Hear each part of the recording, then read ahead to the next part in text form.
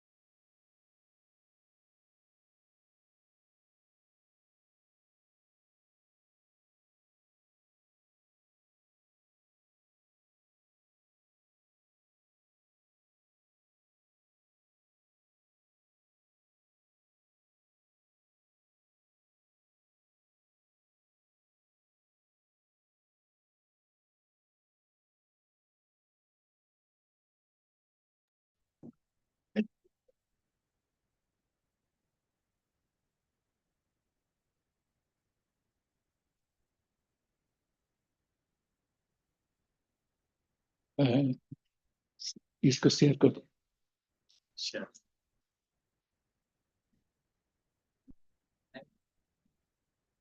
वहां से हो रहा है, यहाँ से हो रहा है सर, इधर से हो जाएगा शेयर जूम से।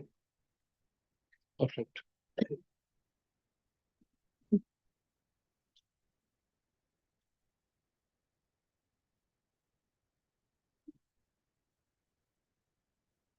Okay, dear students, please settle down. Dr. Ravinarayan Sahu, whom you are going to hear from the basics now, starting from the basics to advanced. So he is a well-known face in agriculture sector for the application of drones and sensors. He's very extensively at national level. He's working, coordinating with so many institutes on that. So it would be good for all of you to learn the basics as well as advanced from him. Very importantly, just to tell you that Prime Minister has visited 5 to 7 times to his laboratory. And recently even Bill Gates was there to experience how the drone-based technology has been like spread to rural India with the help of ICAR-IARI. That's been like the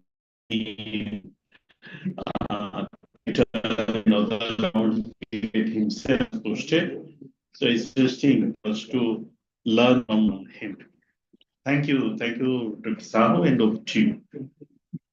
Speaker. दो window दिख रहे हैं, उसको minimise कर सकते हैं. You can have that one. This window should be minimized.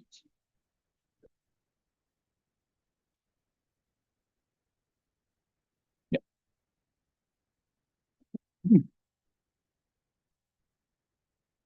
Good afternoon. After very wonderful inaugural session, this is going to be the first session and overview of the whole content, what we are talking about, drone technology. So what are those recent advances starting from the genesis, and what we look forward, what are the signs we should do? And just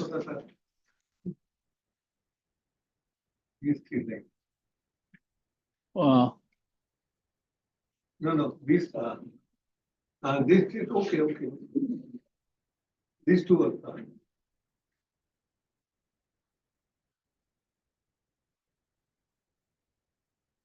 So before we start a piece of the drone, that's what the next session onwards we'll be talking of. Just give an overview, just a kind of seed for thinking. What are those works till now in the country, where we stand, and what we look forward, and what are the possible applications with respect to fishery and aquatic environment. So that's the reason topic name I kept as drone remote sensing, drone technology, recent advances and way forward. If you look at the background, this is what the IARI farm, you could see very nicely captured the image. And there are two drones flying over there. That is a historical library, IARI library. If you look at IARI, this is what the logo is stand by. Anybody can understand this is what IARI. So, and that drone, the first drone is with the most expensive camera in the world. It's a hyperspectral camera flying over the field, capturing all kind of characters, what you need to have. Those details we'll be talking of. So that is with respect to monitoring. And next one is drone with a tank, with a 16-liter tank, which is going to spray whatever required, the pesticide, fertilizer, anything. So this is what the very basic applications, what we started with. Later, again, there are many advances we are doing. So drone is mostly for surveillance and also input applications. And coming back to IARI is a breeding station for many technology in the country, including the sensors. So see here, this is what I am talking of. 1969, I think many of you have not seen the Earth 1969. In fact, I born up 1 year after that. So that is the first drone remote sensing or airborne remote sensing started in the country, again in collaboration with NASA, ISRO, and IARI, the same department where I belong to. And that is somewhere in Kerala, in the Kayamkulam, in the coconut plantation areas where root knot wilt disease was there. Farmers were not able to see why it is wilting, but that is because of root knot wilt. So there was a thermal camera which was flown over there, and that time there is no image processing, nothing like that. And everything was borrowed. The camera was borrowed from US, flight was borrowed from Russia. Only the scientists were from here and also from some of those NASA scientists. So that's what the 1969, the faith. And look at 2018 and 19, we had a very ambitious program. Again, NASA, JPL, ISRO, and IRA, where we have been flying most advanced sensor called AVRISNG. Some of those keywords which I'm going to tell, you can note down. You can go back because of the time constraint. I can't be expanding or talking more on that. So AVRISNG, you can note down AVIRIS-NG. This is the most advanced sensor which is available for airborne campaign. And in India, we have many places we have done that for many applications that I'll be come back later again. So this is what 2016, 17, 18, we had a big campaign.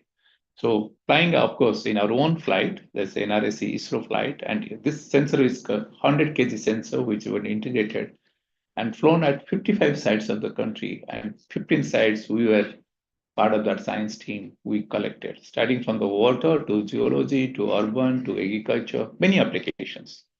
So this is the airborne remote sensing. So this is not drone remote sensing. This is airborne remote. I'll come back to the drone later. Why I'm saying is this is the genesis, how it started with the remote sensing, that to airborne remote sensing. Much later is the satellite remote sensing, which came back. And for your knowledge, satellite remote sensing is more visible only from 1988 onwards. Before that, there was hardly anything happening.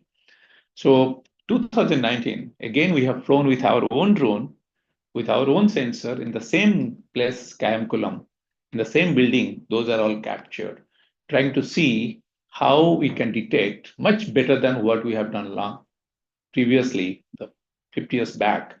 And again, since we are flying with a hyperspectral camera, not only root knot wilt, also weevils, many other pests and disease, we can do that. Because again, I'm not showing those applications right now. So that's what the 50 years of commemoration of remote sensing we celebrated. For that purpose, knowingly, we had a strategy, visited the same place with taking most advanced technology and flying there. There is a story behind. Down there are some pictures, some group photos are there. There's a guy who is with a yellow shirt.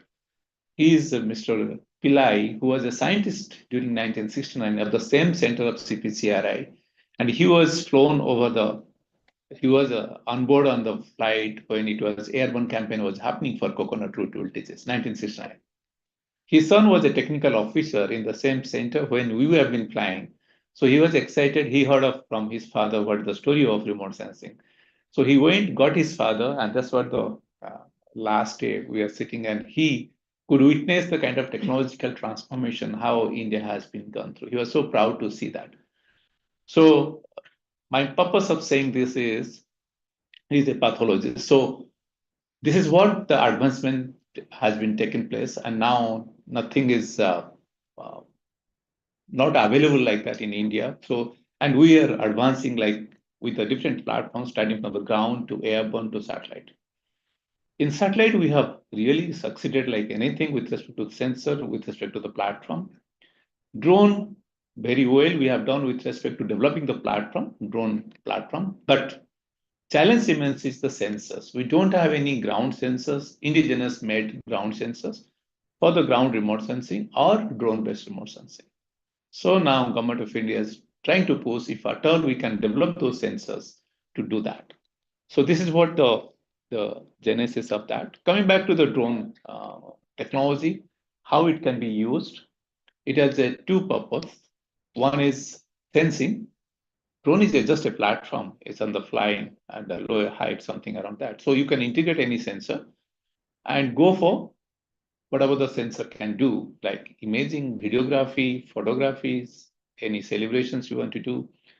You go for the soil and crop health monitoring, water monitoring, surveillance purpose for the defense applications, and also many other applications. Those was listed over there. Then drone as a robotic, you can go for any input applications like pesticide, herbicide, or fertilizers. And very recently, we started also drone for the broadcasting of the seeds. Drone as a seed bombing in some of those remote areas where seed bombing, particularly the afforestation purpose, where the seed balls are prepared. It can be put into a very force after just before the rainy season. So some of them they get damaged, maybe 30 to 40% efficacy is there, but some of them they remain there because there is a ball. It has its moisture. It has something with the organic layer is there which can nourish to go for the germination, and then plantation will happen. That's what in the forestry department is happening.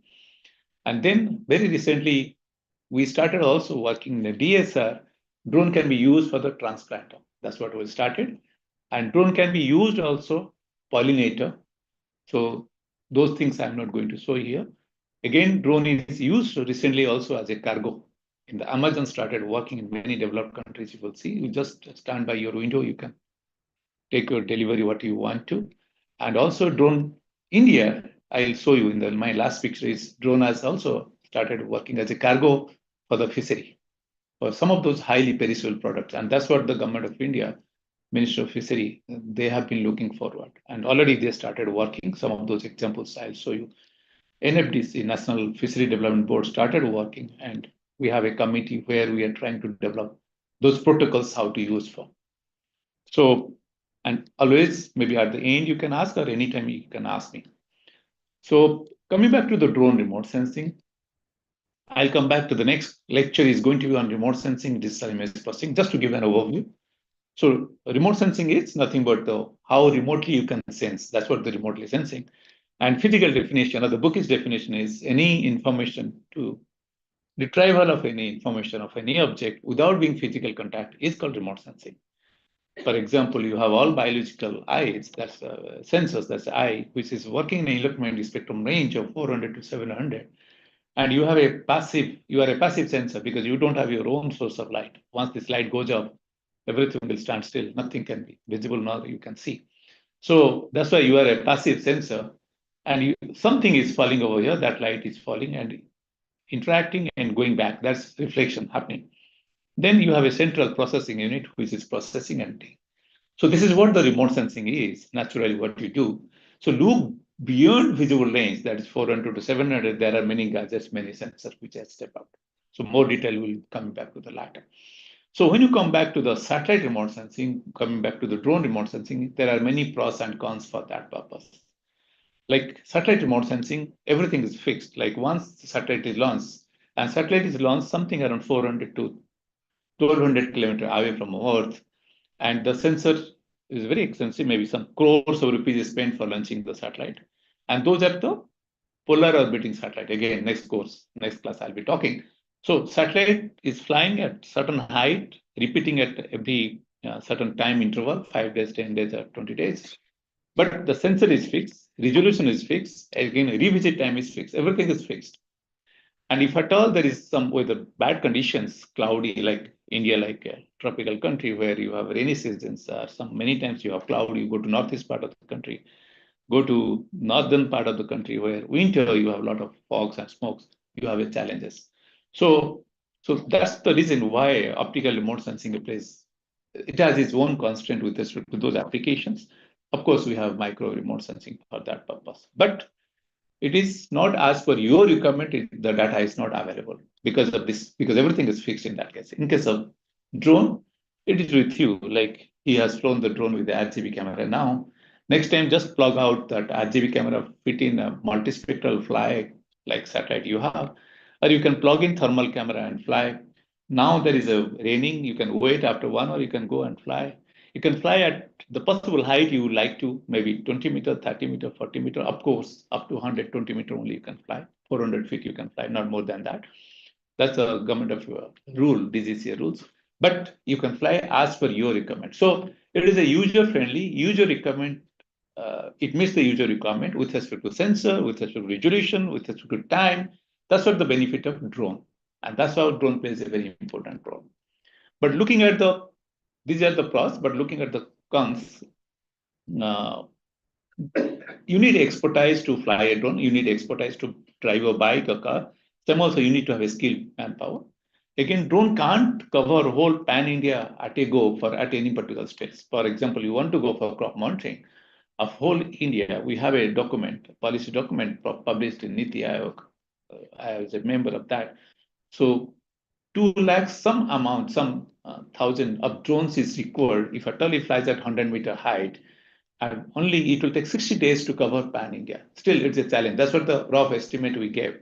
Only one time can take the image, that too flying at 100-meter, and this many drones are required for that purpose, which is next to impossible to do that. So drone can complement to satellite remote sensing wherever satellite challenges you have. Then there only you can fly the drone, do the job what you want to. Or you have a defined area where you want to validate whatever the product you have from the satellite, or you have a challenges, then you can fly the drone. Pan district or pan state, you can't have drone flying. That's what the challenge what we have. Okay, so these are what the limitations with respect to drone. Again, whatever the data you capture, that processing also is a challenge. You need to be skilled. You need to be expertise and having capacity on that training to analyze those data. So these are what the challenges for the drone. Mostly drone applications with respect to input application is easy. In that case, you don't need to bother much. You just put in something. Again, I'll come back for that purpose. What are the challenges you have with respect to drone-based any input applications? Any chemical spraying from air is follows some standard of protocols. Otherwise, it is banned.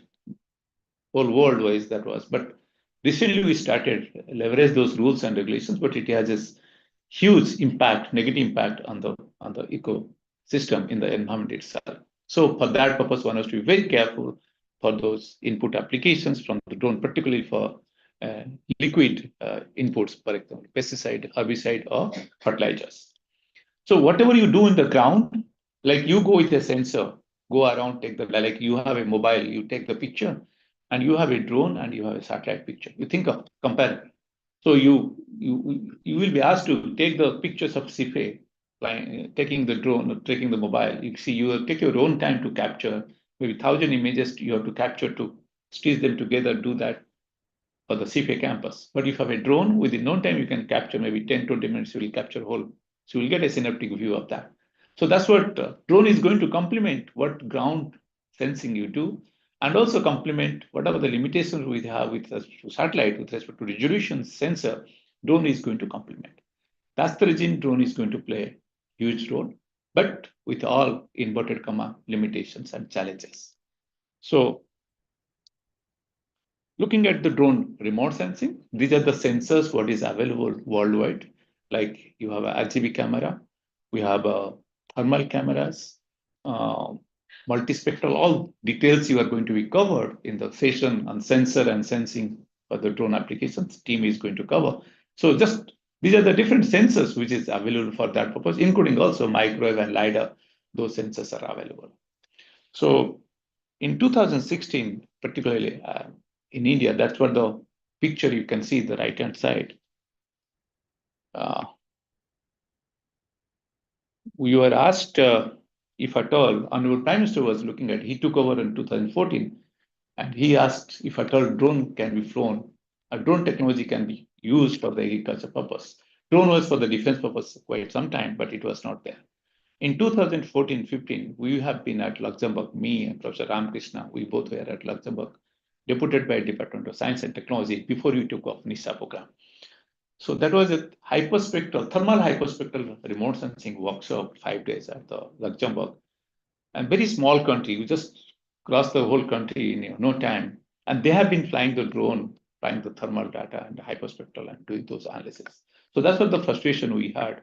Many forums internationally, when we go for the remote sensing symposium conventions, so we see many small countries, like you look Munich, Zurich, they have been flying the drone, doing those applications, starting from multispectral, thermal, hyperspectral. So that was the frustrations we had.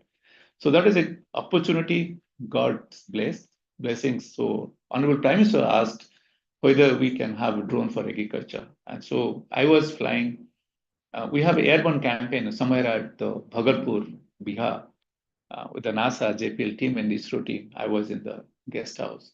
all of a sudden I got called from the then Director General, Dr. Mahapatra. This is what the Honorable Prime Minister wants and Agriculture Minister Radhamohan Singh wants. I'm telling why this is the genesis of drone now, the leverage, that is the seed point. So I said, sir, I don't have anything.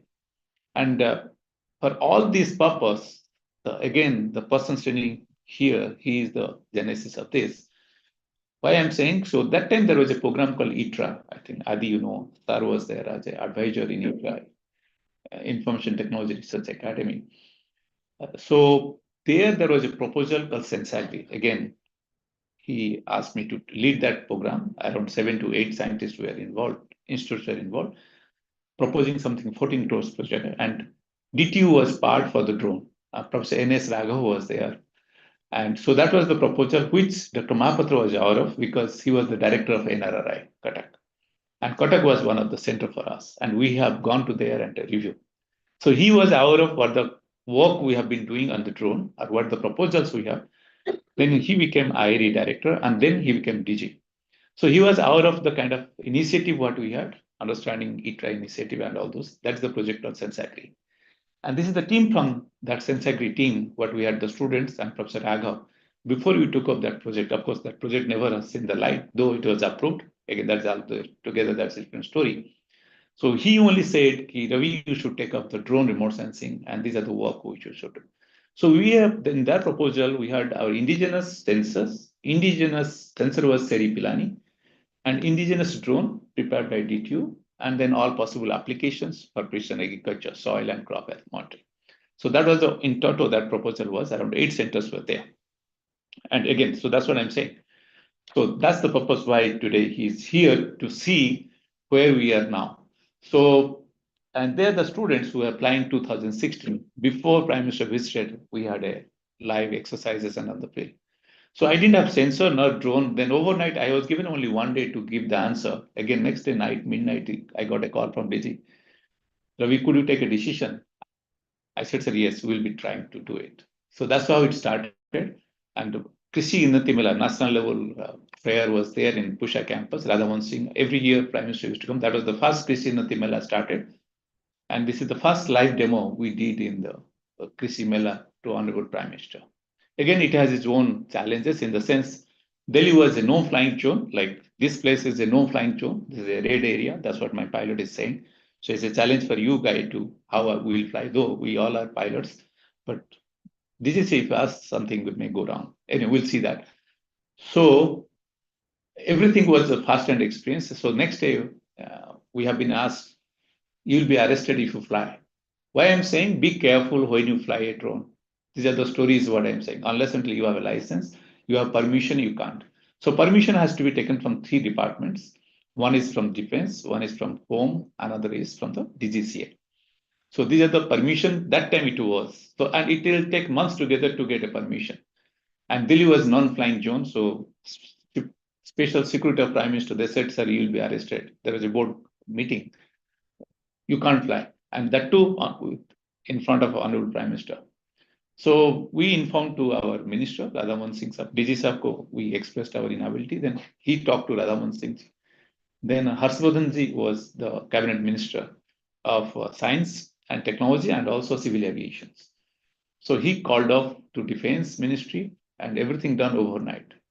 The defense ministry team visited my house. Overnight, they get me all permissions. Then we have flown on those areas. So since then, nobody could touch IRI if at all we fly. We are very close to airport. Hardly, if you see this distance, air distance is hardly maybe 6 to 7 kilometers. Many parts is a red, green, yellow, orange. So still we are able to fly. Nobody can say because we have that kind of approval. And that too, again, R&D. So we'll come back to the policy maybe towards sometime other time. So this is how the story started. And then after only, every year he visited, he used to see the drone technology, what we have. Next time he visited to look for the soil. First time it was in crop, then next time soil.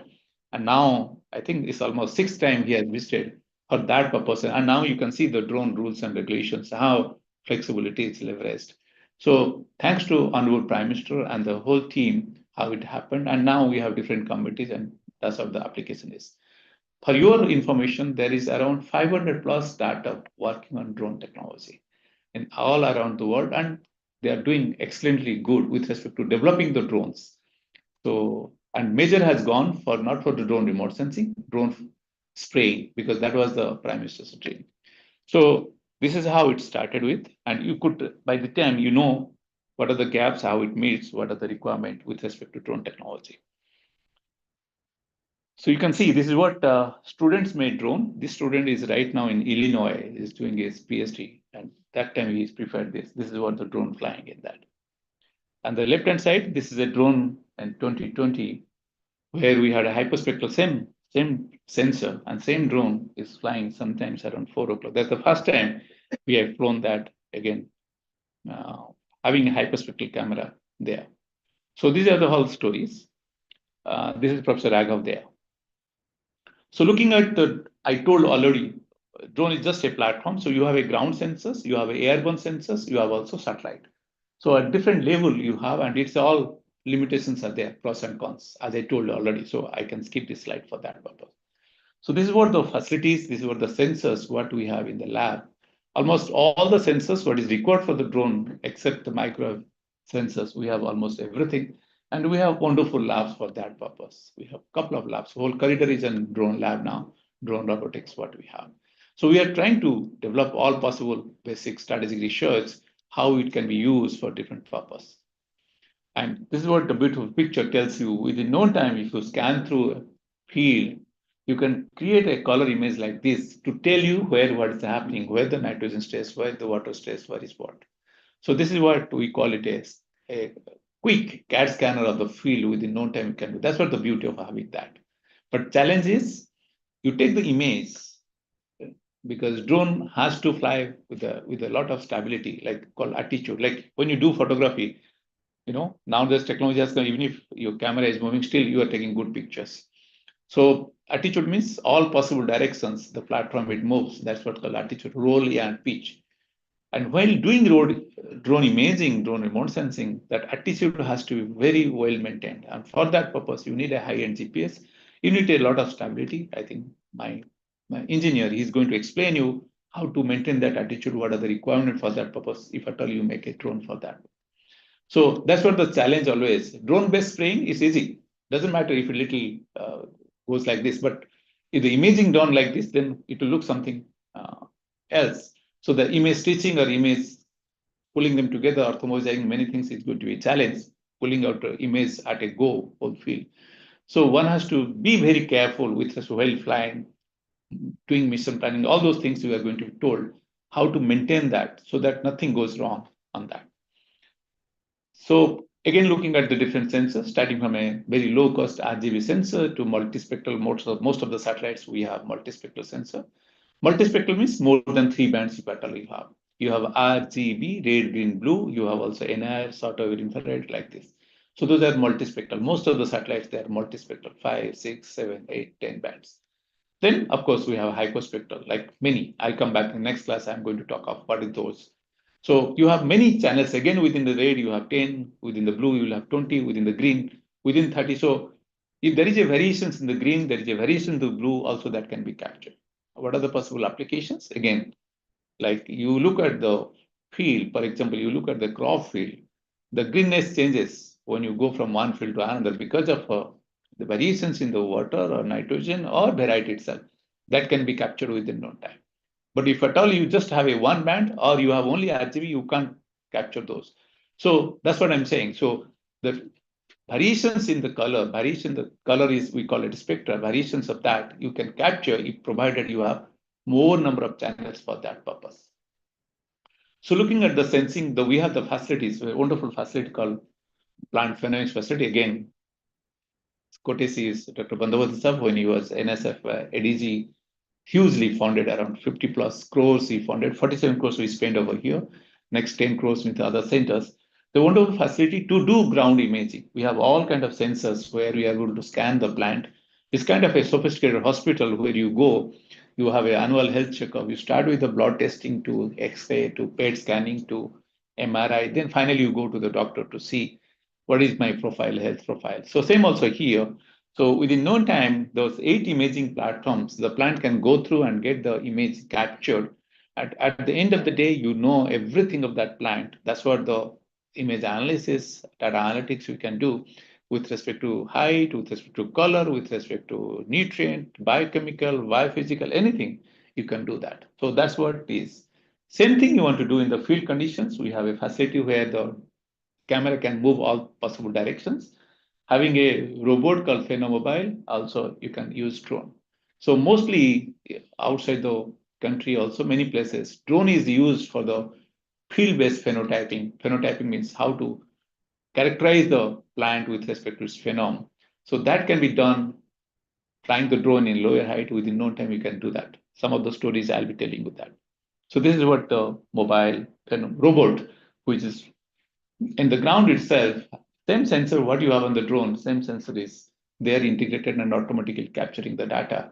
And everything is done automatically. Big data analytics. Again, my team is going to talk. So how automatically you can do using some of those computer vision and all those techniques. This is based on the drone. Okay. So I think I should skip this slide. So whatever the data you collect from the drone, you need to analyze those data. So we try to use that big data concept and try to use all possible models for that purpose. Again, it will be dealt by Dr. Amrita and Rajit later. So I'm skipping.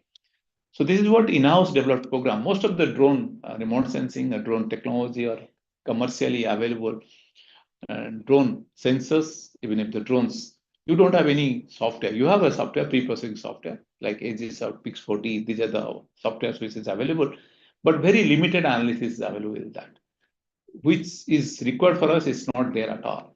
So we developed our in-house programs like you have a designated design breeding plan or the plant phenotyping plan, experiment growing 7 genotypes at a go, only 2 rows, 3 rows, not a uniform field. Or you have a precision farming experiment like one field with the different treatments, or you are looking at the farmer's field conditions.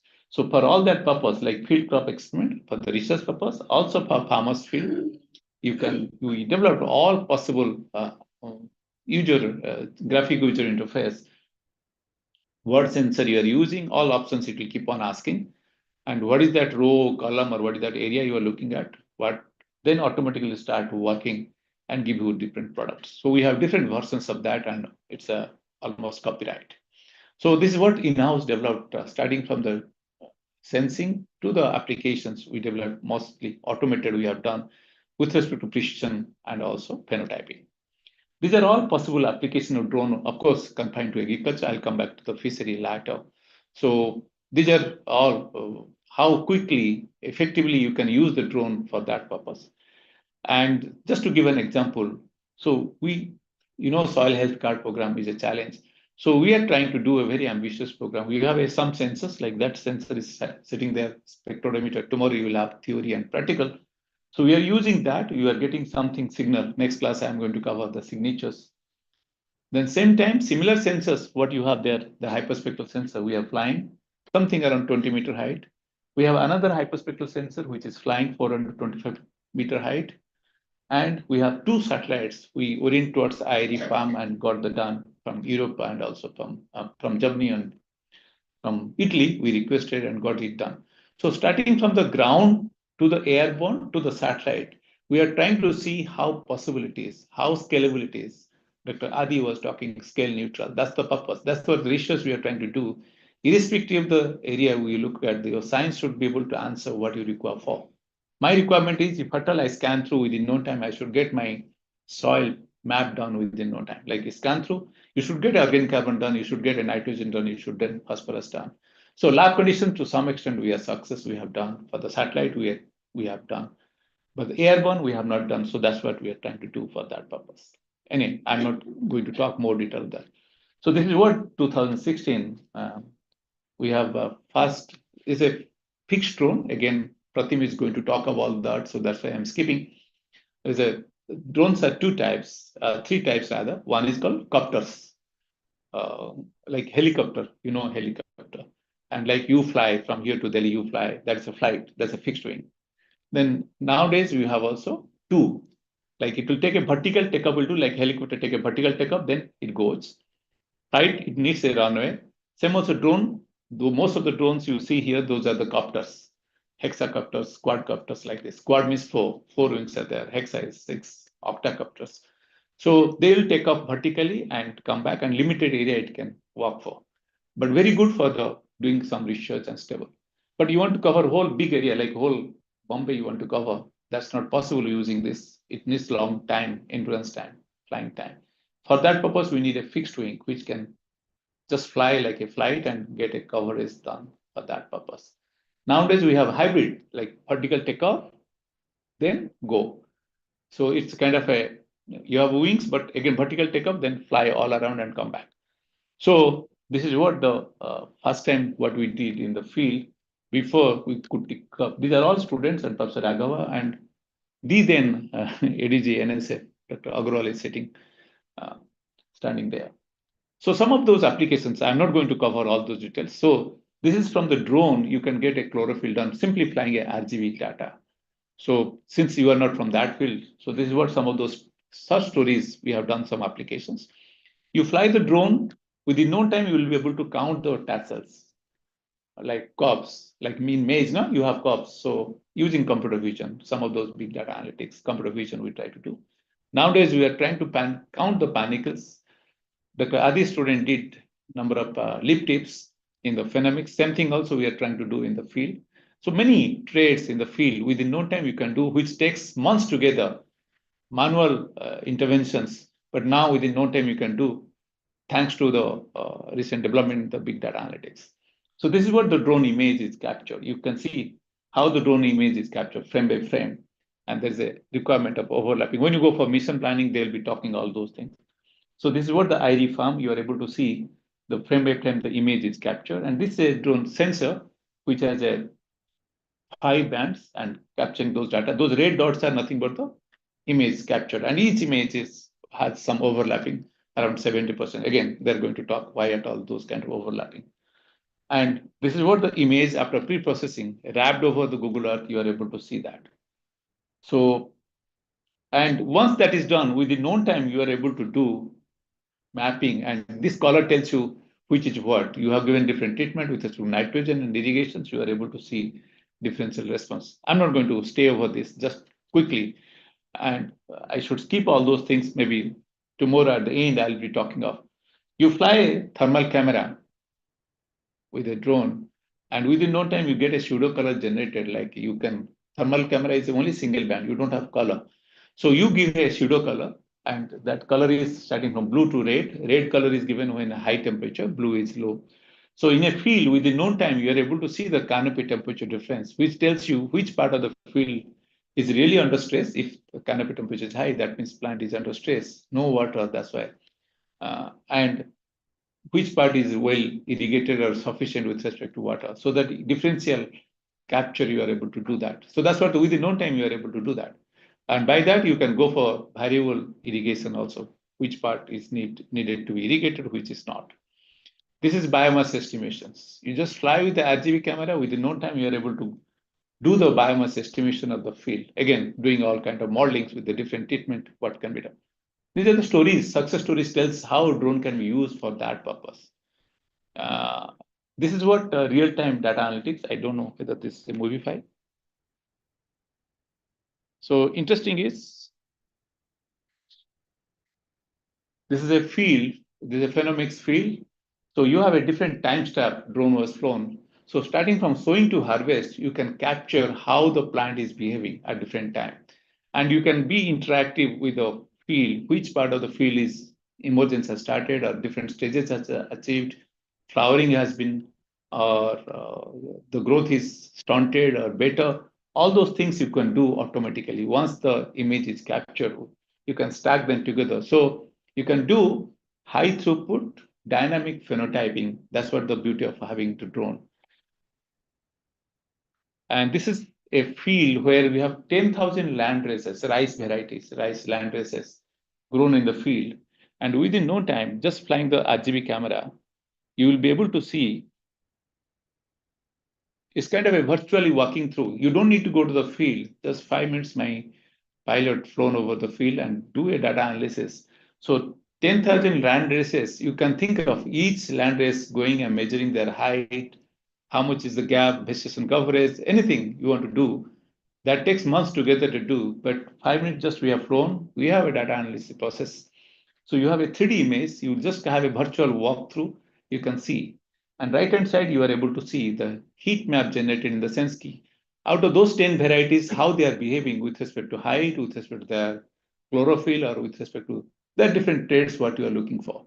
So this is what the beauty of having drone data. Within no time, you can capture the kind of resolutions you are looking for and have a good visualizations like this 3D image, like as if you were walking through. And also you can derive different traits, different parameter, what you are looking for. So for example, this is a field where you are able to see different color tells you different nitrogen content. Just you have flown, within no time you get a nitrogen content done. You have flown over the field, within no time you are able to get different attributes of the plant crop field. Like there are different parameters, though you are not from the domain, like chlorophyll content, nitrogen content, water content, Li content. So this is what the automation has been done. You have flown, afternoon you'll be able to get the color map like this so that you can go for intervention. You can think of otherwise how it is possible. Satellite, you can't get capture that kind of resolutions. Like this pixel size is 3 centimeter or 5 centimeter, even if 10 centimeter, it depends on the height, but wide you fly. So that kind of variability you are able to capture and you can go for that kind of management. Coming back to pest and disease, a huge applications it has. So you can fly drone with the sensors and you can capture different pests and disease for that purpose. We have many we have done with respect to. Right now we are doing rice blast, we have done yellow mosaic virus, we have been doing leaf folder. So different pests, different disease we have done for that purpose. These are some of those studies what we are trying to do. So drone has huge applications for that purpose. There are many challenges. I'll come back to that later. I'm skipping many things for that purpose. Like you go to the field, you have many varieties standing there. Within no time, you can do a height, plant height. There's a critical attribute with respect to phenotyping. Within no time, you get a plant height done. There is a sensor called LiDAR. We didn't get it here. You fly, then you get the done processing. So you'll be able to know height. Today, after 10 days height, you can go for digital surface model, get a height estimation. And height also goes as a key parameter for yield forecasting. That's what the people do. So like this, there are many purposes and you can do any, like most of the time, this LiDAR is used for the road mapping. How good is the road? How undulating it is? You look at the inundation decision, like you look at coastal regions, you look at the flooding area. There again, drone with the LiDAR can go and map it. Little elevation makes great impact with respect to drainage, irrigation, even inundation decision. So those kind of applications it has. Looking at some of those pest and disease, this is a consultants project, what we have with the Mahindra and Mahindra Nashik regions. We have done for the iron deficit, boron deficit, down mildew, powder mildew, all those work we try to do using the drones. And drone has a potential application for most of the commercial crops like grape, cotton, because these are all rich farmers, they can afford to fly the drone, and that resolutions you can get the data with respect to space and time. Coming back to coconut, you can see how the coconut image was captured for the different pest and disease you can do. Otherwise, coconut imaging you can't do. You can do photography. Canopy is something around 20, 30, 40 meter height. So you can do that. And this is the northeast part of the country where you fly within no time the drone. You will be able to characterize what kind of specimens are there, trees are there, so that this is a huge program of the World Bank where carbon sequestration purpose they wanted to do. From the satellite, there are a lot of challenges. This is Shillong, cloud and everything. So we have flown in the Shillong itself, try to characterize, discriminating, classifying the tree species with respect to how good they are with respect to enriching the carbon sink in the soil.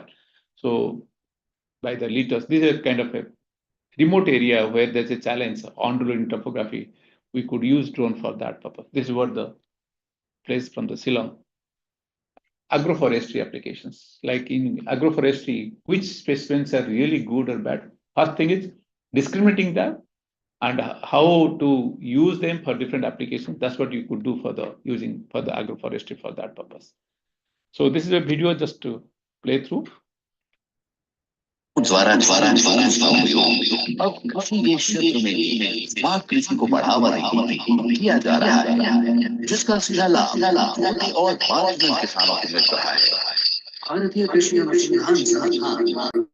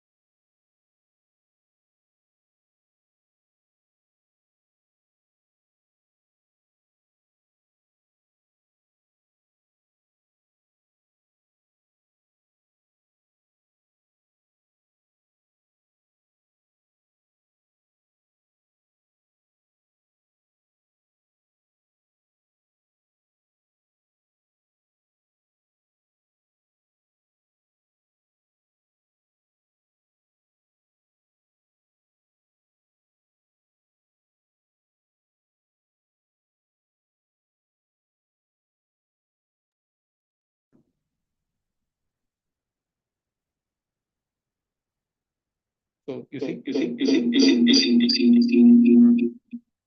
this is applications which is developed for that purpose. This is my partner CI Bhopal, they have done for that purpose. Then you have a drone-based imaging here, which is done at the Kotak, like here we are doing with the farmer interactions and all those things. And here it goes to the same places where it can spray. So you have an imaging drone, you have a spraying drone. Imaging drone is able to tell you where is what the requirement is.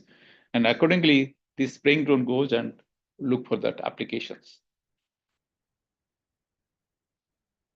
So coming back to your domain, how water quality and aquatic living system can be monitored from the drone. And there are many satellite sensors which is available for the ocean monitoring, water monitoring. And also from the UAV, there are many research people have been doing. And over the years, you will see the kind of application which has come up.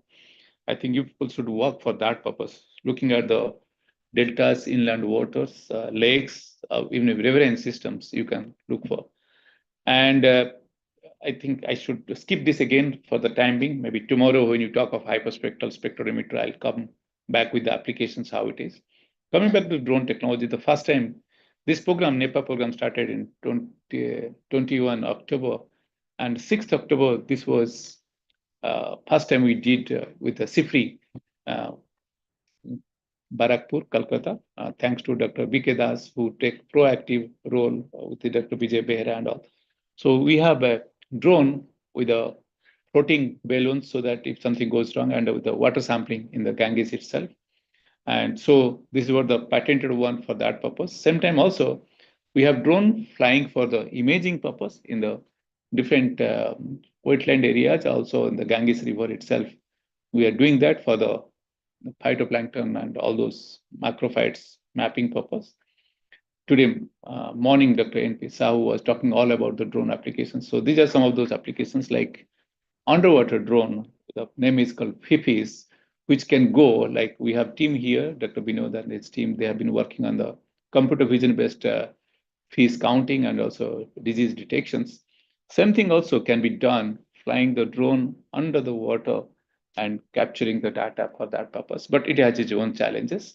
Challenges are the turbidity, like sea water, it's wonderful, but river water or pond water, a lot of turbidity. So imaging is a challenge and the clarity you may not get for that purpose. Look at the kind of applications. This is what the drone with a multispectral camera flown. This is the IARI. We have a small pond. Before we went to CIFRI or CIFA, or even if CIFE, we try to work on that, putting a multispectral. So you are able to see, we are able to go for the algal spread of mapping within no time, which otherwise we are not able to do. But you can see the mapping for that purpose. And this tells you these are the bands, blue, green, red, near red edge. And that is what the reflection, how it comes to. So you look at the pure water and algae, they are totally differentiated very nicely. So this is what the mapping within no time you can do. And from the satellite, people have been doing, but from the drone, you can do that for the better way. And look at the same time, you have the same sensor, hyperspectral sensor. We'll come back to that sensor in detail more about that. So same thing, more detail with respect to water body, soil, algae, and vegetations. You are able to differentiate them very nicely. Not only that, within the algae also, you can go for classifications, having this kind of sensor. Those kinds of studies you can do within no time. And also, diurnal variations, seasonal variations of algae, their color, compositions, everything you can do. So that's what the beauty of having that. And look at this with respect to that inland water body of the SIFA. The SIFA, you have around 100 plus ponds are there. So we are able to capture, you can see simply RGB image, how the color intensity changes. So that can be captured within no time. And why that's happening, again, maybe because of the macrophytes or algae, water, that kind of characterizations we are able to see. So you are able to see the signature, like the spectral, the radiations which is coming altogether different for different ponds because their composition is different. Their vegetation, macrophyte or algae growth, bloom, they are different. So that's what the domain expertise is required for that purpose. This is what very recent in January, this is what my team was there for the chlorophyll, water chlorophyll estimations flying in those SIFA ponds using the drone. And this is from, again, satellite-based hyperspectral remote sensing. We have done on the ground Same time, we have a satellite flying over there, and this is what the CIFA points, and you are able to characterize that. So you can do from the ground to the drone to the satellite, monitoring that. In what scale you are looking, that's what the challenge remains is. And this is again, every timestamp, we are able to monitor that with respect to phytoplankton and chlorophyll. There are a team in the CIFA. They have been working for different ponds, and we are capturing at every 5 days, the data is captured when we are relating them. So that's, of course, not from the drone, from the satellite, because you don't have drone to fly all the time for that purpose. This is in the river Ganges recently in December. Again, same camera was flown, and in the river itself, you are able to see the spectral signature. Why the signature goes up and down, all those things we are going to cover to more in detail.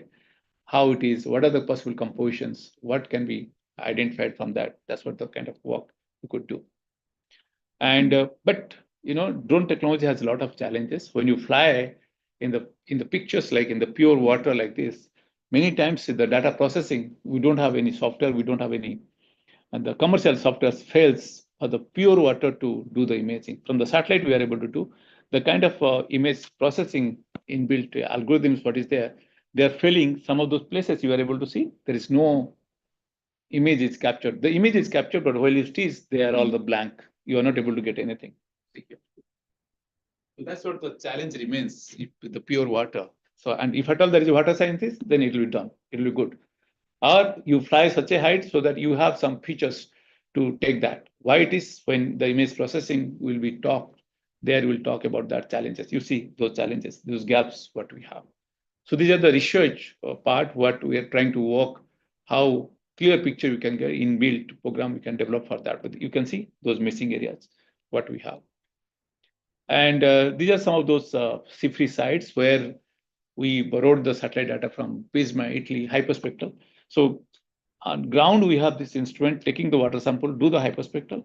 On the drone, we are doing, again, from the satellite, we are trying to do. So this is what the satellite-based mapping of those areas we are trying to do. Coming back to those advances, future forward, what is there? Now, new technology has come called 5G. You must have heard in your mobile, 5G is coming up. So how 5G applications we can have? So for that purpose, again, you used to have the big poles or antennas for that purpose, and that is not always possible, very expensive.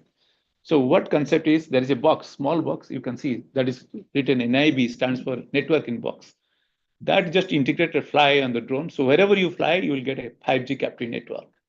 And you have sensors like IoTs you have, or many sensors you have, irrigation purpose, or you have IoT sensor with the cattle, or you have the fees, you have tagged that, or you have in the field itself. Everything within no time you can monitor. You can get the data captured, and then you can monitor them, how they are behaving, what is the soil moisture, what is the canopy temperature, anything. For that purpose you can do. So same thing we try to do, and this is what on the drone, we integrated the NIV fly. So you have a some remote area where there is no network, and that's a defense-related requirement is with respect to networking. You can do that. That's what in the defense, the same protocol has been borrowed from IARI. Now in the defense, in the mirrored defense camp, they have been trying, and they're taking to border where there is very remote, you don't have a good catch of the 5G, but this captive network can be developed. Again, movie was not working. So coming back to Internet of drones, like you have swarm of drones, you might have heard, you might have seen also in India Gate on the Republic, they have flown, and recently also in the Kumbh Mela, they did that. So this is nothing but the swarm of drones, they have been talking to each other.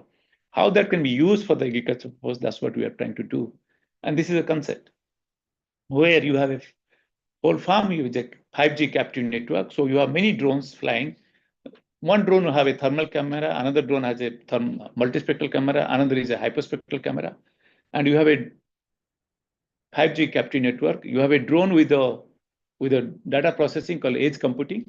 So all the data is connected to the mother drone. There itself is computing and give you the command where what to be done. Whether the irrigations to be done or the spraying to be done, there it can go and spray, come back.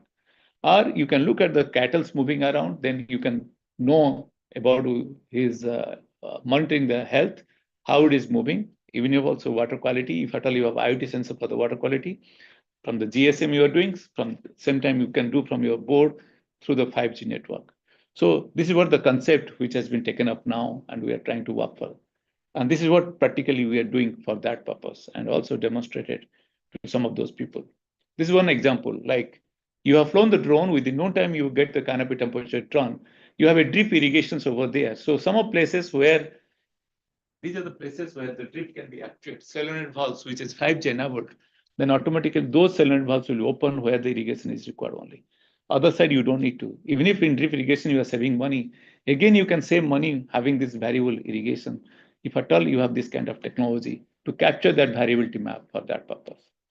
So again, whatever the drone flying all around, you have a telemetry stations. We have also, for example, 20 drones we fly in the IRA. Which drone, where it is flying, what is the health, everything can be monitored from the screen itself. This is what the live drone status all around the country, like defense has anti-drone mechanism. Through this only they are able to monitor where, who is flying and how much area is flying, whether this is legally approved or not, whether they have taken UIN number. So these are all possible applications for that purpose. Again, looking beyond the sensing or pesticide application, this is what you can see, as I was saying, NFDB is demonstrating the rescue operations, if at all they can take, they can rescue also some of those places. Like it can, within no time, it can blow the kind of a balloon and it can sit over there, float over there, and anybody can be rescued. This is for taking the fish. This is already started. This movie is not working. Sorry for that. So to harvest whatever you harvest the catch, how it can be transported to the nearest place, up to 150 kg. That's what the government of India is looking forward, how we can do. But there are a lot of challenges. Challenges is endurance time, like from a river side or wherever you harvest and to a market, suppose 40 kilometers, how it will go. You need a good endurance time for that purpose. And also you need to have a clearance for that purpose and security also. Anything may go wrong. And defense also, already this technique have been used, like you have a remote place where, you know, the vehicle movement takes ammunitions and also the food and all those things. Now they have been doing by the drone, like 160 kg, 150 kg. They are putting on the drone, and from the foothill to footop, they are taking those materials for the purpose requirement. So this is what Honorable Prime Minister came in 2016, 2018. Some of the pictures are missing. 20 and 23, Bill Gates, again, very recently on March 17th, he was with us. This is what the policy document, what we prepared long back, of course, to see how drone can complement and what are the challenges, opportunity for that, for the Niti Aayog we developed. And we have a huge team, and three of us, they are here, Dr. Amrita, Dr. Rajit, and also Pratim. So you will see how wonderfully they will take you through what are the different applications.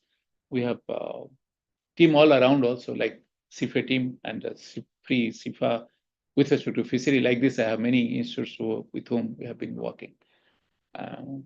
So thank you very much.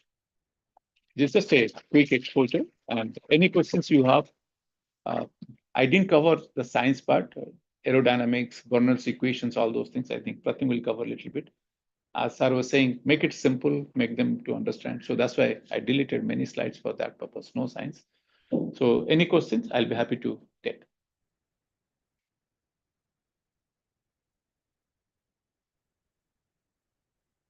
Yes. From what you said, there are some gaps by taking photos because there are no structures to, like when you're switching the photo. But what if we create some temporary structures while taking a photo and then that can be done. That's what we are trying to do. So you can put some temporary floating objects and can do. While you're stitching the image, I get the gap areas, no? Why that gap areas? I need some of the tie points to stitch the image. So to get the tie points, you need to put something, maybe some floating bricks or something like that, so that you can do that. Regarding, Dr. Shivan, what about Godrej anomaly? So earlier we had done with the chlorophyll mapping from the coastal area. So recently, one of our industry based in the Narmada Estuary. So that carries, which can get a lot of muddy water. So is there any technology in muddy waters and chlorophyll estimations and mapping? So because Narmada brings a lot of the high dynamics with the high turbidity as well as the very muddy environment. So, Answer is yes, because turbidity and chlorophyll, the principle will be different. The turbidity because of some of those soil or sediments or particles, and that can be captured by the sensors like this. When you will cover all those basics, you will see I have skipped many things. So chlorophyll has its own specific bands which you can capture through, and for the turbid purpose, whatever the composition, that can be also done. So I think answer is yes. yes, What is it actually? In the turbidity water, whether you can do chlorophyll estimation. Turbidity is not a noise for you. That's what the question is. because that's the main pigment, purification and chlorophyll. Yes, answer is yes. That can be done. They won't overlap. They don't overlap. Yeah. So there will be at the end quiz question before we issue the certificates. So anything? So quickly, I'll take you through the basics of remote sensing and digital image processing. Very basics, ABC. I'll skip some of those slides, which is, I feel they will go over you. So I can stop this one now. I'll not take more than 30 minutes for that purpose.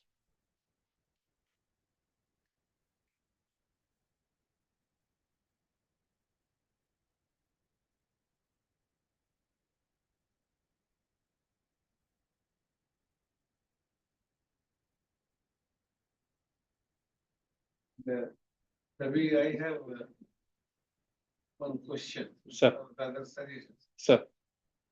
Don't take me as very harsh. Many of the things that possible, shown, say the ripeness of mango or orange or whatever. And this is for all.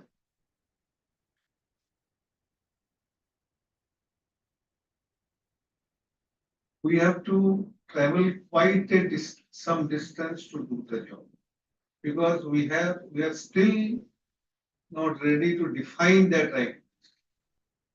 And unless we define those things, how we will capture, which signatures will work, whether hyperspectral signatures will work or fluorescence will work, we don't know. These are possibilities what he has told. Okay? But a lot of work has to be done before we start using it. Same with this, say, vegetation in water body.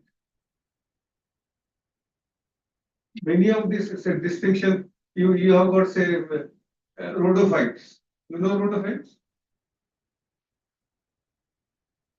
Yes or no? There are red algae also out there. Okay. How they will be captured, we have to work out. Because green things are, they're very well known. Chlorophyll, those things which have chlorophyll, they are well studied. We know which bands they absorb, which bands they reflect, and all those things. These types of to find out. And species identification of algae, we are far way out to reverse it. So those difficulties, what he has shown is the possibility, immense possibility, but a lot of work involved. So don't think that they are all done. Okay, these are the possibilities. Do you agree, Ravi? Fully.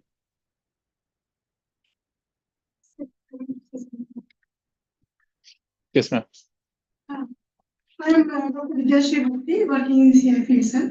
So whatever the sir had demonstrated, most of the part in oceanography, this ocean side, done by the inquiries. And I was lucky enough to attend the training there, and then say maybe the macrophytes or the chlorophyll or the water column constraint study. So we had done, inquiries had done already most of the work. Since I was telling about up to the pigment level. So this spectra decomposition technique is there. So things are done in case of the ocean. I had tried in the lake as well as the ocean. So in the lake, that time I was not fortunate to have this drone technology, but I tried with the LIS3 image. So certain things I had done what I'm seeing here, but still this application. So the people should come forward to do the application. A lot of opportunities there. I feel so at this stage. Okay. So a lot of opportunities there. So fisheries people or the aquatic science people should come and then explore the application part. Most of the things are unexplored. So in the lake or the riverine, earlier LIS3 people are using, Sentinel people had used through the satellite, but drone, obviously it is giving a big opportunity as well as a challenge because everything we have to establish. So I'm very much thankful to you, sir, because you had opened this arena of this drone, and it can be applied for number of applications in the aquaculture or the open water I'm seeing here.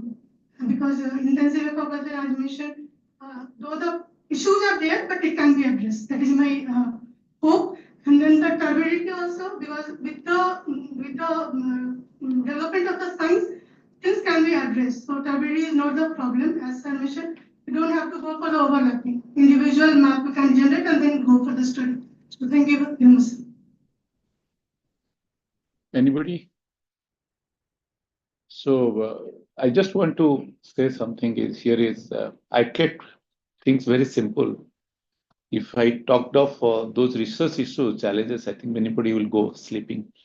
And I know what are the challenges, and I have, if you give me 50 students, I have still not enough for addressing some of those challenges what we have. That's the reason we have kept an interaction meeting today afternoon. By that time, you people are all on the same platform to understand what we are going to. Now the thing is, we want to make you bring into the same platform, bring into the same media to be familiar with the years, what are the words we are using. That's why I try to avoid many things. I had something like spectral unmixings is talking of. They're huge, like ready to transfer modeling in the water, turbidity. There are many things are there, which we have been doing in the atmosphere. We have been doing for soil and crop. Huge challenges. What Sarah was saying, it's not that easy, whatever you have done, like fruit or mango, it's not, but it is an attempt, which is just started. Like that also for the drone, whatever we do with respect to phenotyping, huge challenges. Never, when you do go for the phenotyping, never you have, the 3 rows, you don't have a gap. There's a canopy overlapping. Is how to do that? We have huge challenge, but we have solutions for that also. So unless until we address or we have a problem identified, you won't get a solutions. And if you feel satisfied, then your work is done, gone. You are gone there. It's huge challenges. And tomorrow at the last class, I'll raise questions that should be taken as a research problem for you, because I have not started working for what is that spectroscopy, hyperspectral remote sensing for the fisheries. Quite some time we have been working with the team here. So there are challenges, how to address that. And with the limited facility what we have, and we will extend all possible facilities, but huge research. And this is a totally novice area for with respect to aquatic systems. Outside country, people have been working. And most of the publications, you can see the kind of publications like ICAR-CIFE is working with. There are many institutes who are working with. But hyperspectral, very little work is available because data is not available. So that's what the challenge. What she is talking is multispectral. But you don't have hyperspectral. Unless you have hyperspectral, how to know turbidity compositions, chlorophyll composition within the chlorophyll A and chlorophyll B. How to know that? That's how the challenge is. Again, there is a mixing effect. How to do that? So, and how to do unmixing? There are linear, nonlinear mixing. There is radiative transfer modeling. The many things are there. So I have not covered anything. Understanding you people are, otherwise you'll run away. This course is not going to be useful for me. Just to make you excitement, what this technology is, how it can be used. So satellite data is available. That's again free of cost. But drone is not available. And again, the kind of sensors, it's very expensive investment what you need to look for. I think CIFE can invest that. That's the reason why I am here. Authority, they should be able to have a lab of excellency where you people should work and develop that facility. Either take from the ICR or take from some other sources. Funding are available. I think we can work for, again, the colleagues who are around, give to fund. They're all friends of many people over here. So we can grab that fund and do the facility, start working on that. Whatever little knowledge we have, with that we can start and go. As sir says, it's just a beginning. There are many questions to be answered, and it is not end. It's just beginning. So you guys, lucky to see this kind of. When we were student, we heard of only drone from my teacher. So can anybody tell what is the drone stands for? Anybody? UAV stands for? And drone stands for? What is the basic difference between drone and UAV? So this is a homework for you. So like I didn't cover many things like this because time is not, just to expose you what the technology is. That's all. Now also what remote sensing is a semester course. I'm going to cover in 30 minutes only. I can't teach you everything, just basics of remote sensing. So coming back to, so today afternoon, it's going to be very effective interactive sessions, a lot of challenges, and you people can tell what are the research you are doing, how we can include this technology, because you are the domain expert. Always you can see if I can do this. Think of that. And we have planned, Dr. Nayak, me, and the team over here, we have planned many work for that purpose, the students who are going to do, mostly the post-harvest and quality monitoring and all that. So coming back to the remote sensing, I told you the basic definition. That's the reason why God-gifted sensor I'm showing over here. What is the best sensor available in the universe? Why? So this is a quiz question again. I'll answer through my studies, through my deliberations. So UAV, average energy, drone, and now why human eye is the best sensor available in the universe, the most God-gifted sensor, most capable. And why so? You should answer scientifically. Again. I have one difference. I have one difference. Again, it is very useful. Human eye optically is one of the worst possible machineries. Okay, if you see the evolution, you see, not human evolution, the whole biological evolution is known as the best jugaad system. What happens is, consider something, some requirement came, adjustment with that, something is added. So the genes which are used in our sensing, optical sensing, the same gene is found in sponges, the lowest possible animals. Sponges, you will all know. The same genes are there. The jugaad system se wahan tak pahuncha. Actually, our eye, and that is very interesting, we see more by our brain, not eyes. Because pixels, one of the worst possible number of pixels in eyes. Okay? It is very difficult by it. Only the two types of sensors are there. One is black and white, another is RGB. Our eyes have two types of sensors, but very few pixels. What we do is our brain sees actually. Our brain sees. A beautiful experiment was done long back at about 60 years ago by Russians. What they did was, you see, normally when we see by eye, actually we should see things upside down. Okay? The type of lens which we have, we should see upside down. We are not seeing upside down. Why? Because of our brain manipulates it. So there was a beautiful experiment by a Russian scientist where he used the lens, chashma, where he made the things upside down. So when you see that, the brain is correcting that. So it started seeing everything upside down. But after some time when they removed that, brain took some time, seeing everything upside down and then corrected it. Our brain is seeing, and this is analysis, or image analysis. We are talking about image analysis. Our brain does a lot of image analysis. That is the beautiful system.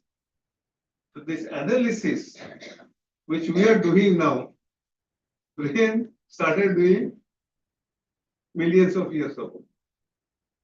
Although our system is not very good, we have a very bad optical system. And it's a jugaad system. It's a peculiarly jugaad system. It slowly evolved, some tinkering it did, some at some levels and did it. And it diverted also. Say, dogs see one band of spectrum. We see some other band.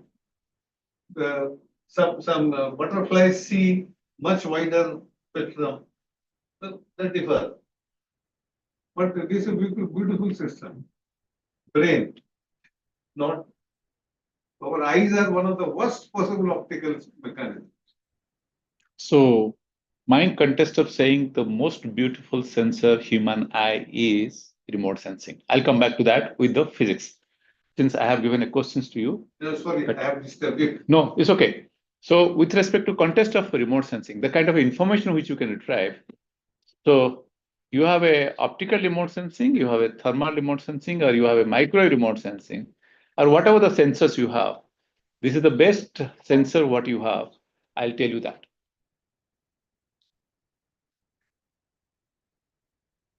Living. Just a minute.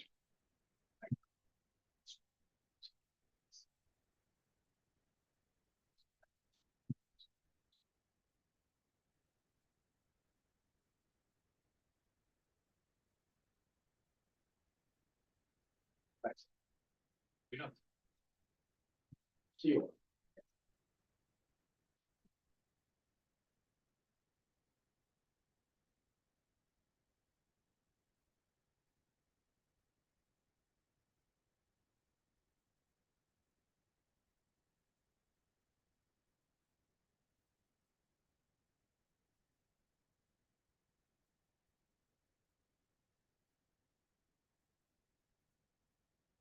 So already I told you about the definition of remote sensing. So this is what the book is definition. And already I told about the process, what it happens. They are all written here. Previous presentations I was talking about. For example, you take this hall. This is what remote sensing you people are doing here. And this is what always, all that's what looking for. And same thing is done, mimicking outside. You have a natural source of light, that is your sun. Sun is radiating and the light is coming from sun, going to the terrestrial object and going through the atmosphere. And atmosphere, you have many compositions where the radiations, all radiations coming from sun is not reaching to the earth. It get absorbed or scattered or reflected back. So some portion is coming down to the earth and it interacts with the water body, interacts with the soil, interacts with the plant, geology, building, anything. And that interaction is basic physics. There's a law of reflection, law of emission, law of scattering. I'll come back. Then whatever happens, some portion, like 40% came, 42 that came and interacted. Out of that 40 again, 20 only left, went back, reflecting back. And based on that 20%, you are able to recognize which is what. That's what the whole remote sensing process is. Understand? So whole process, the path is given there. And down, you are able to see those green color. This is what the whole radiation transmission, how it happens. If it is transmittance is measured, this is how the radiation comes. And you can see most of the visible range, hardly there is any atmospheric noise which absorb those light sources. For example, look at here, except ozone at some places, up to 1,000 or 800, there is no noise. Means atmosphere is totally transparent. Anything can come and go back, except cloud and all those things, hindrance. I'll come back that later again. But after that, you can see a lot of drop down blank spaces. That is because water get absorb those light sources like water, you have carbon dioxide, you have methane. There are many things which get you absorbed completely. Again, it is transparent again in microwave and radio range. So this is what the remote sensing challenges are. So, you will see, look at again, go back and in your hostel, you can look at remote sensing sensors. There are lists, there are spectral ranges, different bands. They're very discrete. Discrete, why? Because discrete means, there is not continuous. Some ranges will be taken, again there will be gap, some ranges will be taken. Gap is because of this. Because in between there is a noise, atmospheric noises, nothing you can receive. So that gap is given. You can see here, wherever those green bands, those are the discrete bands you can select. So most of the satellite sensors, what you have, those bands are selected based on this concept. This concept is called atmospheric window concept. Window concept means, what is window stands for? Window, you have some rods. So you throw some 20 stones, then 20 out of 20, 15 may go, but 5 may come back because of those rods.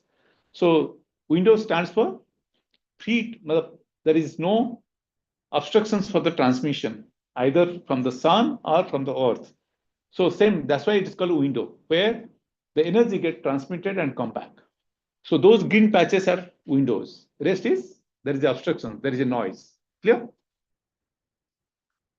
So coming back to, again, this is a pure physics, I'm coming back. You might have read in your 12th physics or the school physics. The light has two concepts. One is light is a wave, light also has a particle. So based on that, whole remote sensing is looking for. If it is a wave, then altogether the equations are different. If it is a particle, is a different, uncertainty principle. So this is all based on that only, whether it is a wave or it is a particle. So coming back to life as a wave, this is how the wave is. Electromagnetic. There are two fields going perpendicular to each other. That's how the electromagnetic wave, that's what the light source is. That's why it is called electromagnetic wave. One in X directions, one is Z directions. And since it is a wave, so you will have, each wave has its length. That's called the wavelength. So this is what the wavelength stands by. School physics, again, basic physics, maybe in 6th, 7th standard. So that is measured in terms of lambda, and frequencies. How many number of wavelength that passes a point per unit time is called the frequency. Both are inversely related to each other, and that is depending upon the inversely related because there is a constant, that is your light velocity. So C equal to nothing but lambda divided by into mu. Mu stands by 1 by t. So lambda by t, lambda is the length. So length by time is speed. So t, 1 by t is nothing but the frequency. Understand? That's why frequency dimension is always Hz or second minus. So this is how it is. And you know all those things, so I can skip all quickly. So coming back, like light as a particle. So this is what the theory of particle. Q equal to energy is equal to h into mu. H stands for Planck's constant. Okay. So the energy is a directly proportional to the frequency indirectly to the wavelength. So this is what the particle theory is. What does it mean? So you look at the low wavelength, shorter wavelength or longer wavelength, where energy will be more. You can understand this now. Inversely proportional to them. So from there you can understand which has high energy, which has low energy. You see, radio wave, very, very low energy. Gamma, high energy. Why? Because of these equations. Understand? So like optical remote sensing, energy is very high. You look at the shorter wave, those ranges like radio waves, they will be low. And based on that energy, these are the different bands is defined. You look at the right-hand side, these are optical bands, red, orange, like this, many bands, all rainbow, okay? And left-hand side, also microwave and the radio wave ranges. So in remote sensing, when you do research, you have to remember all those. What is that wavelength range, how it is, okay? So coming back to one law, I have skipped many physical laws. You will sleep otherwise. So one law is called Wien's displacement law. One law says any radiations or any object, irrespective of the object, the radiations, every object radiates, that depends on the object's temperature. So object temperature, whatever the object temperature, accordingly it radiates. So that's what the Wien's displacement law is. And I'll come back to that again. So here, the radiation energy, or the wavelength at which it radiates, is inversely proportional to the body temperature of that object. Okay? So wavelength in micrometer equal to some constant, that is K, that stands by 2897 below T. T stands for temperature in degree Kelvin. Okay? So now you look at the energy from the sun. I'm justifying how biological eye is the best sensor. So look at the sun. What is the wavelength? What is the temperature? 6000 degree Kelvin. So this value 2897, I take it as 3000 now, for example, for easy calculation.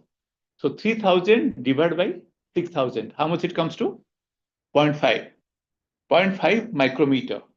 In nanometer, it is 500 nanometer. That means whatever the range of energy you are going to receive, the maximum energy you receive something around 500 nanometer from the sun.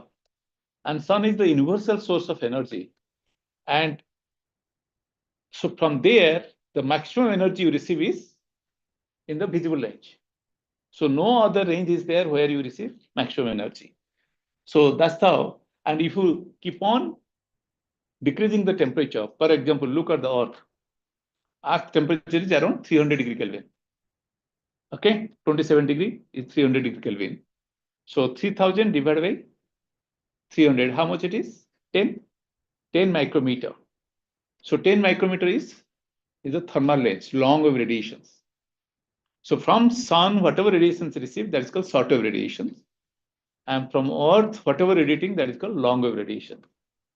So Earth, whatever radiations, long wave radiation, that is nothing but temperature, heating.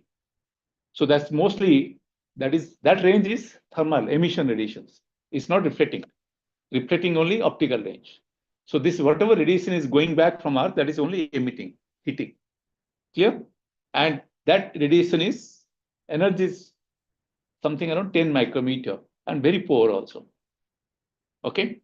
So less the temperature, less will be the towards more wavelength range it is going to be.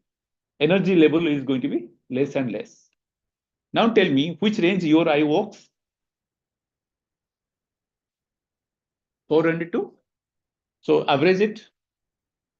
400 plus 700 divided by 2 is something around 500. So God has gifted you the camera which works in the maximum energy level. As I proved you, the maximum energy you get in visible range only. And that is short wave radiations. So the sensor God has gifted you is in the maximum energy level. You think of, you could have given the sensor in the thermal range. What will happen?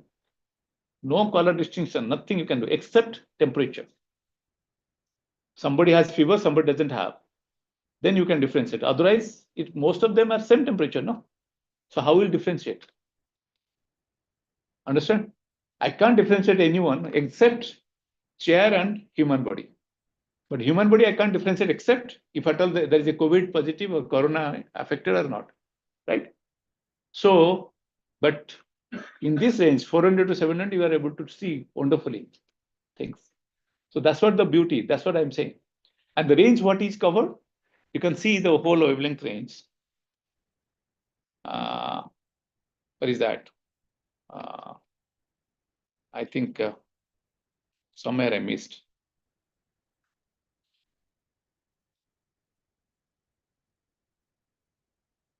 I have not put here. So you look at the whole wavelength range. Only very, very narrow range is only optical, that 400 to 700.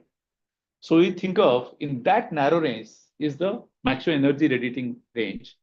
And God has given you sensor. And you are ruling over universe. You think of, if you would have given beyond that ranges, what you could have done. Like birds, they have with the radar system, like Sarah was talking of, butterfly has different ranges.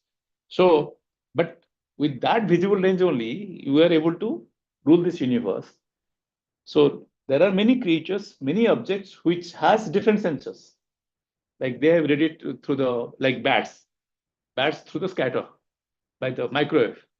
There are many who are thermal, like there are some with the acoustic, but they have limited applications, limited.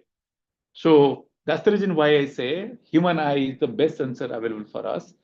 But with that, we didn't get limited to, because we could see many things, we are able to do many things. But suppose I crack my bone or I had some mistake, something done, I can't penetrate through. So that's the reason I have to do X-ray. And that's the reason remote sensing has gone to X-ray. And that's the reason remote sensing has gone to UV. That's the reason why you have PET scanning. That's the reason why you have MRI. So the purpose is something which you can't do in visible range. You can expand your knowledge or the window of looking at, putting some artificial sensors, eyes. Those artificial sensors are those visual range beyond. Some are 400 down, some are 700 up. So most of the remote sensing is covered in 3 ranges, starting from 400 to 3000. That is called optical remote sensing. That is called optical remote sensing. And the basic principle is simply visible and reflecting. It does law of reflectance, 0.4 to 3 micrometer. And 95% satellites or sensors available is this range only. Okay. And next is thermal remote sensing, 3 to 35, mostly we work up to 14 micrometer. Then you have microwave. So 3 category of remote sensing: optical remote sensing, the spectral range is 400 to 3000. Then 3 to 14 micrometer, 35 you can say, that is thermal remote sensing. Then 1 millimeter to 1 meter is the microwave remote sensing. And each one has its own principles. So optical remote sensing, what is the range? It covers UV, covers visible, covers reflective IR. IR range, which is reflective. IR is infrared. And then thermal, where there is emission. Then microwave, where it happens the scattering. Principle is different. You can see here. So one is the reflecting, one is emitting, another is scattering. These are the principles. So this is what optical remote sensing, thermal remote sensing, and microwave remote sensing. So law is, in case of optical remote sensing, law of reflection. Whatever the school physics you have read, how it is reflecting, that's what the law is. So most of the sensor remote sensing, if you know law of reflection, all optical rules, optics, then you can understand that. Then thermal, mostly the emission. Okay, then microwave, mostly it's based on the scattering. So we are not going to talk anything microwave today or tomorrow. We are going to talk mostly into optical only, up to optical range. Thermal also we are not going to cover much here. Okay, so coming back to optical remote sensing, mostly reflecting remote sensing. That is the reflectance. Reflectance is nothing but whatever reflecting back and whatever coming, the ratio is called reflectance. So maximum is going to be 1, minimum is going to be 0, because you are going to divide, right? So tomorrow, practically, you will do whatever radiations come from sun, that you take 100, then whatever reflecting, maybe 10, 20, 30. So whatever reflecting divided by what is coming, that is called reflectance. So it can be from 0 to 1 or it can be 0 to 100. Quiz question. I have said question already. So tomorrow there will be 10 minutes quiz. So this is what the reflectance happens. So you can see here. So whatever radiations comes down, the x-axis is spectral range, starting from 0.4 to 2.5 micrometer, or 400 to 2,500 nanometer. And we are able to, this instrument, you will see practically, that measures the reflectance. At every 1 nanometer, you will be able to get the data. So how it comes, how the reflectance is happening, based on the physical, chemical, and biological property of the target what you have. So target may be soil, maybe vegetation, maybe water, maybe a fish. So altogether, the interaction is going to be different, right? Like my eye, interaction is going to be different. That's why I'm able to see individual as different dresses, different color, different gray hairs. So same also, based on the law of reflection, same also here. You see, based on that reflectance only, at each wavelength, the reflectance is going to be different. You see, There is a red brick, there is a carbonate mineral, there is a sandy loam soil, there is a concrete, there is a green vegetations. Everything, the pattern is going to be different. So that's why we call it the signature. You look at vegetation, the pattern will be like green one, you can see. It goes that pattern only. Look at the soil, it will go in some pattern. So there is a basic principle behind it, basic physics behind it, how it happens. Because the composition of soil is different, composition of water is different, composition of vegetation is going to be different. So based on that, light absorption, reflection happens, and you get a pattern of that. And that pattern remains unique with respect to the feature you look at. The feature may be vegetation, maybe a tree, maybe a field crop, maybe different species, maybe a cactus, maybe a leaf like rice field or wheat field. So based on that principle only, we discriminate. We try to map them different way. So that's what the very basic principle one has to understand. Same also soil. So you have a soil, it has a typical signature, like it will go off like this. You look at the red one. Again, you have a black cotton soil like here. You have a red laterite soil, like you go to the eastern part of the country. You look at the alluvial soil. Altogether, the pattern will remain same, but there will be little up and down with the amplitude. Then you can differentiate different soils. Same also water. Like he was talking about, you have a pure water, you have a turbid water, you have a phytoplankton, you have a chlorophyll content, you have. So you will see the pattern will same, but there will be up and down. Like each on one of us are human being. Our pattern is same. We have 2 legs, 2 hands, 1 nose, everything is same. But we are all different, right? Our behavior is different, our morphology is different, everything is different. But pattern is same. Okay. So same also, the signature pattern will be same, but there will be differences. Like we can differentiate each individual as different one. So same also, whatever the signature you get, you can differentiate each target as a unique or different one. So same also with respect to emissivity. Like when you look at the thermal, tomorrow, Drucker optics engineer is going to come and talk about FTR. They do based on the spectra, based on the observance, how it is, based on the emission, how it is. So this is emissive spectra, something beyond the ranges what we are looking at, beyond optical range. Since this part we are not going to cover, I'm not going to talk much about that. Now, coming back to the scattering, as I say, atmosphere light when it comes through, there will be a lot of absorption and scattering will happen. And scattering may happen 3 ways. One is called Rayleigh scattering, another is called Maya scattering, another is non-scattering scattering. So Rayleigh scattering is something which the wavelength at which the light is coming, the particle size is lesser than that. Then that is called Rayleigh scattering. So morning, early morning, sunrise, how sky looks like?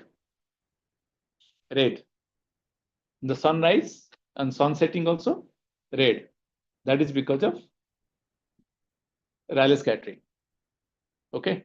So anyway, these are all, you should go back, Google it, why it is so. And look at some of the smokes and dust. There, whatever the scattering happens, that's called Maya scattering, because the wavelength and the smoke or dust particle size is almost going to be same. Then look at the cloud. If at all there is a cloud, what will happen? Cloud size is bigger than the wavelength what light falls in.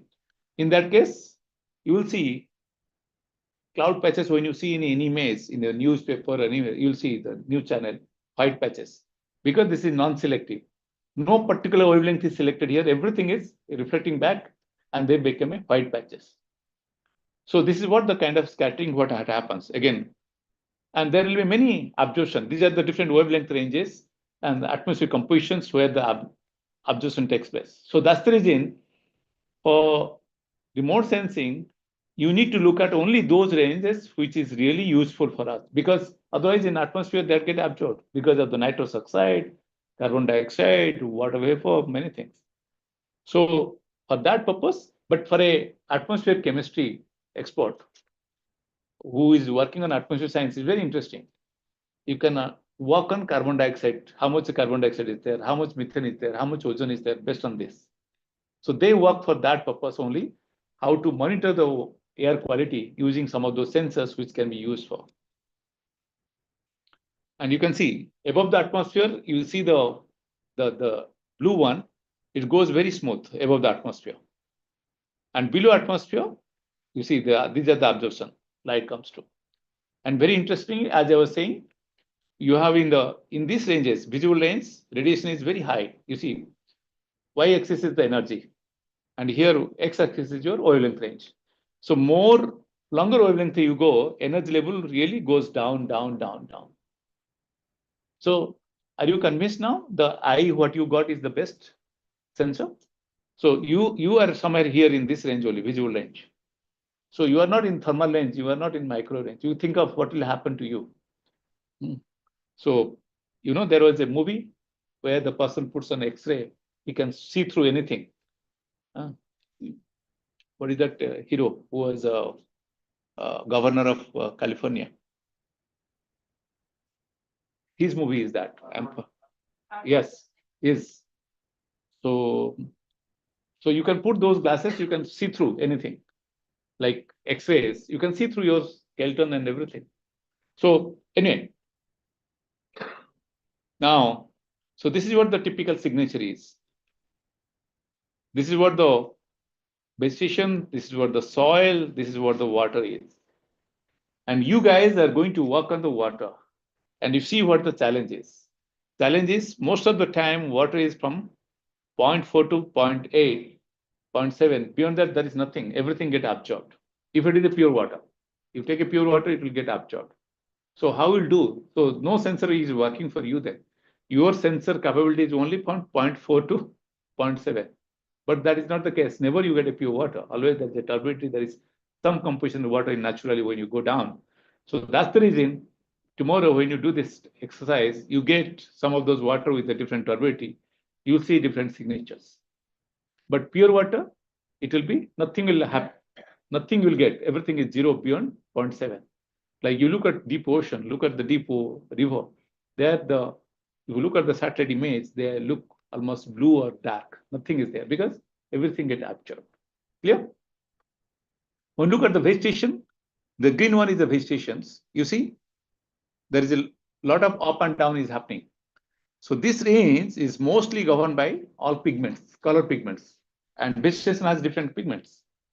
Chlorophyll, carotenoid, many pigments are there. So this part is more governed by pigments, visible range. Then this part, NI range, is more governed by cell arrangements, cell structure, NI range, internal reflections. Again, I'm avoiding all those physics. I'm controlling myself to explain all those things. So that's the reason why high reflectance, because of internal reflectance. Then beyond that, it is, again, you can see here, it goes down and there is a two downs here. That is because of water contained in the leaf of the vegetation. So these are the water sensitive bands like 1400, 1900, like that. And so from here to here, you are able to say typical pattern goes up and down. You look at any vegetation, you will get this pattern. Look at any vegetation. So blindly you can say this is a vegetation. You look at the soil, you will have a pattern like this. There is no up and down. In case of soil, very smooth curve. So soil remote sensing, again, big challenge because there is nothing. One very fundamental principle is if something is observing, that means there is something happening. That is beauty. You can get something. If nothing is happening, reflecting back, what you can see. Like in case of vegetation, because of chlorophyll, there is absorption here. This is what the photosynthesis happens.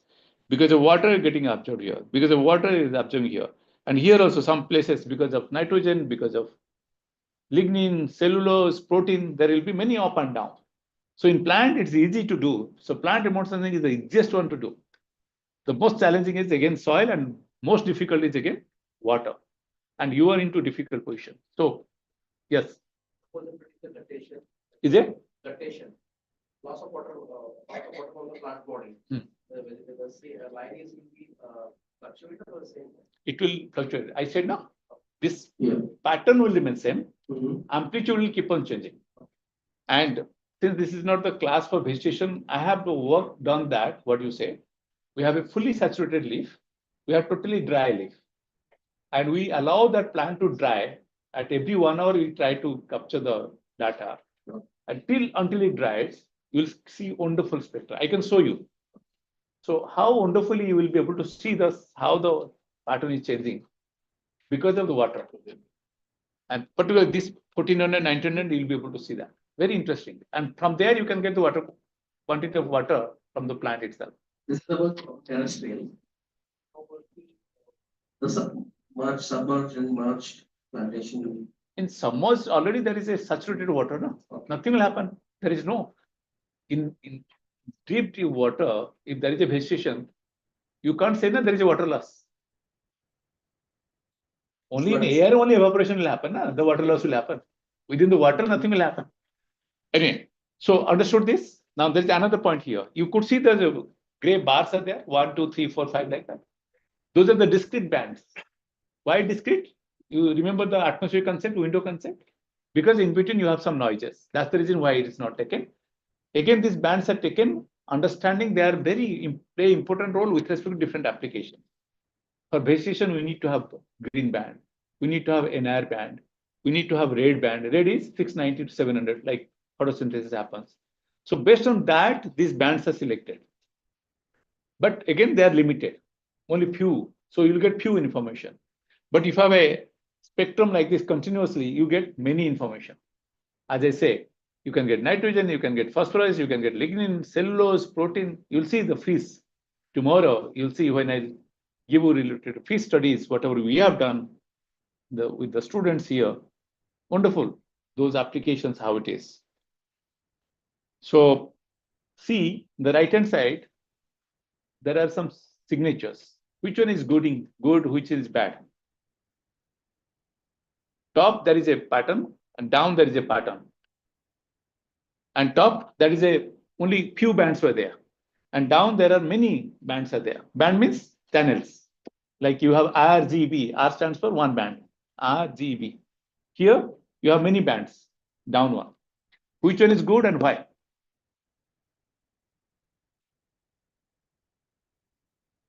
From this pattern, which one is good and why? Can you answer? Easy. Yes. Why so? Yes. So you see more happening there. Top one is very smooth. Nothing is happening. Because why smooth? Because you have only 3, 4 bands. They are connected only straight line. Like you have 3 bands, you just graph when you make. But you have 100, then you will do something like this. Nah? So top, you won't be able to. Taking that sensor, you can't discriminate many soils. You can't discriminate many minerals. But down one, if you take, from here to there, you vary, you will see the differences. That's because the variations in the signature here. So that means there is something happening, there is something, absorption happening means there is something happening.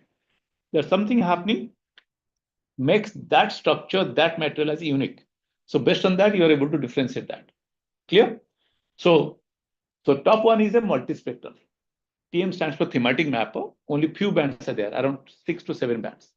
And down, more down you go, more hyperspectral. I'll come back that now. See here. Here, left-hand side, you have discrete. Only few bands are there. This is a base station. Right-hand side, you have many bands. So you have hyperspectral. Which is better? Right ones. Because here you have discrete, only few features you can detect. But here, you can detect anything you want. That's what the beauty is. Okay? So this is what the atmosphere window concept is. You refer to any remote sensing book, you will get all these lists. So in this part only, you can have the bands. Otherwise, you can't. So coming back to remote sensing, based on the electromagnetic energy, there are 3 remote sensing. I told already, optical, thermal, microwave. Coming back to the spectral bands, like a thermal sensing, you can call panchromatic camera. You have only single band, like black and white movie used. And you have multispectral, like I said, 3 or 4 bands or 5 bands. Now you have hypospectral, many bands. Then platform, you have a ground remote sensing, you have airborne remote sensing, you have satellite remote sensing. Clear? There is another category remote sensing called passive remote sensing, active remote sensing. Passive is where you don't have any source of your light. Like here, we are all passive sensors. But if at all I have mechanism of like radar radiates its own frequency, radiations and detects. So in that case, like you have your own light sources. You have a torch or light so that you can be independent. Then you are active sensor. So see here, same thing. So panchromatic, you are able to see only one band is there. Whole range is one band. If you do fragmentation, that becomes multispectral. You see, multispectral. In between, there is nothing because atmosphere window concept. Now, but in case of hyperspectral, you are able to see continuous starting from 400 to 2500, but it covers all the ranges. Then you can ask me question. You said, sir, atmosphere window concept is taken to do the discrete bands, but here in the hyperspectral, you don't do that. You are taking continuous. Why so? So that's what the challenge is. That's what the complexity of hyperspectral. So hyperspectral remote sensing, I think I must have a, no. Hyperspectral remote sensing definition is 3 criteria. One is it has to be very, very, bandwidth should be very, very narrow. Narrow means less than 10 nanometer or equal to 10 nanometer. More number of bands, like in case of multispectral 3, 4, 5, 6, 7, 8, 10. But in case of hyperspectral, it should be minimum 60 or above. And then it should be continuous. It should be continuous. Understand? 3, narrow bandwidth, more number of bands, and continuous. So if it is continuous, then you will get the noises. So tomorrow when you take the data in the field, you'll be able to see. Continuously you will get the spectra. But when you go to the field, take soil or water, something, in between you'll get noises because of the atmospheric vapor. But no issue. That part you can remove, the rest you can do analysis. Why I should consider those noises? That noise can be removed. But suppose I am atmospheric scientist, then I can work on so that ranges if something happens. So that's the reason why it is taken continuously. And that is a challenge. Whatever the data you receive, many data are noisy, so you have to remove them. Only few data you can start working because of the noise. So that was the hyperspectral, and future is ultraspectral. I am talking of 2 nanometer, 1 nanometer. Now sub-nanometer level sensors are developed. So now you understand. This is what the Gate of India, Bombay. Many, all of you might have gone there. So this is what the panchromatic image, black and white. And this is multispectral image, second one, only taking 3 bands. And last one is hyperspectral. Again, within the blue, within the green, within the red, you have. I had a wonderful slides, but I couldn't show how to differentiate multispectral, hyperspectral, taking ICAR-IARI as a picture. So that slide I couldn't get. Last night I was searching that. So I told you the definition of hyperspectral. So this is what written here. So hyperspectral can be both imaging and non-imaging. What is mean imaging? What is mean non-imaging?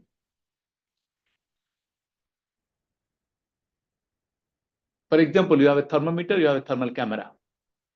So thermometer is a non-imaging, where you get one temperature measured.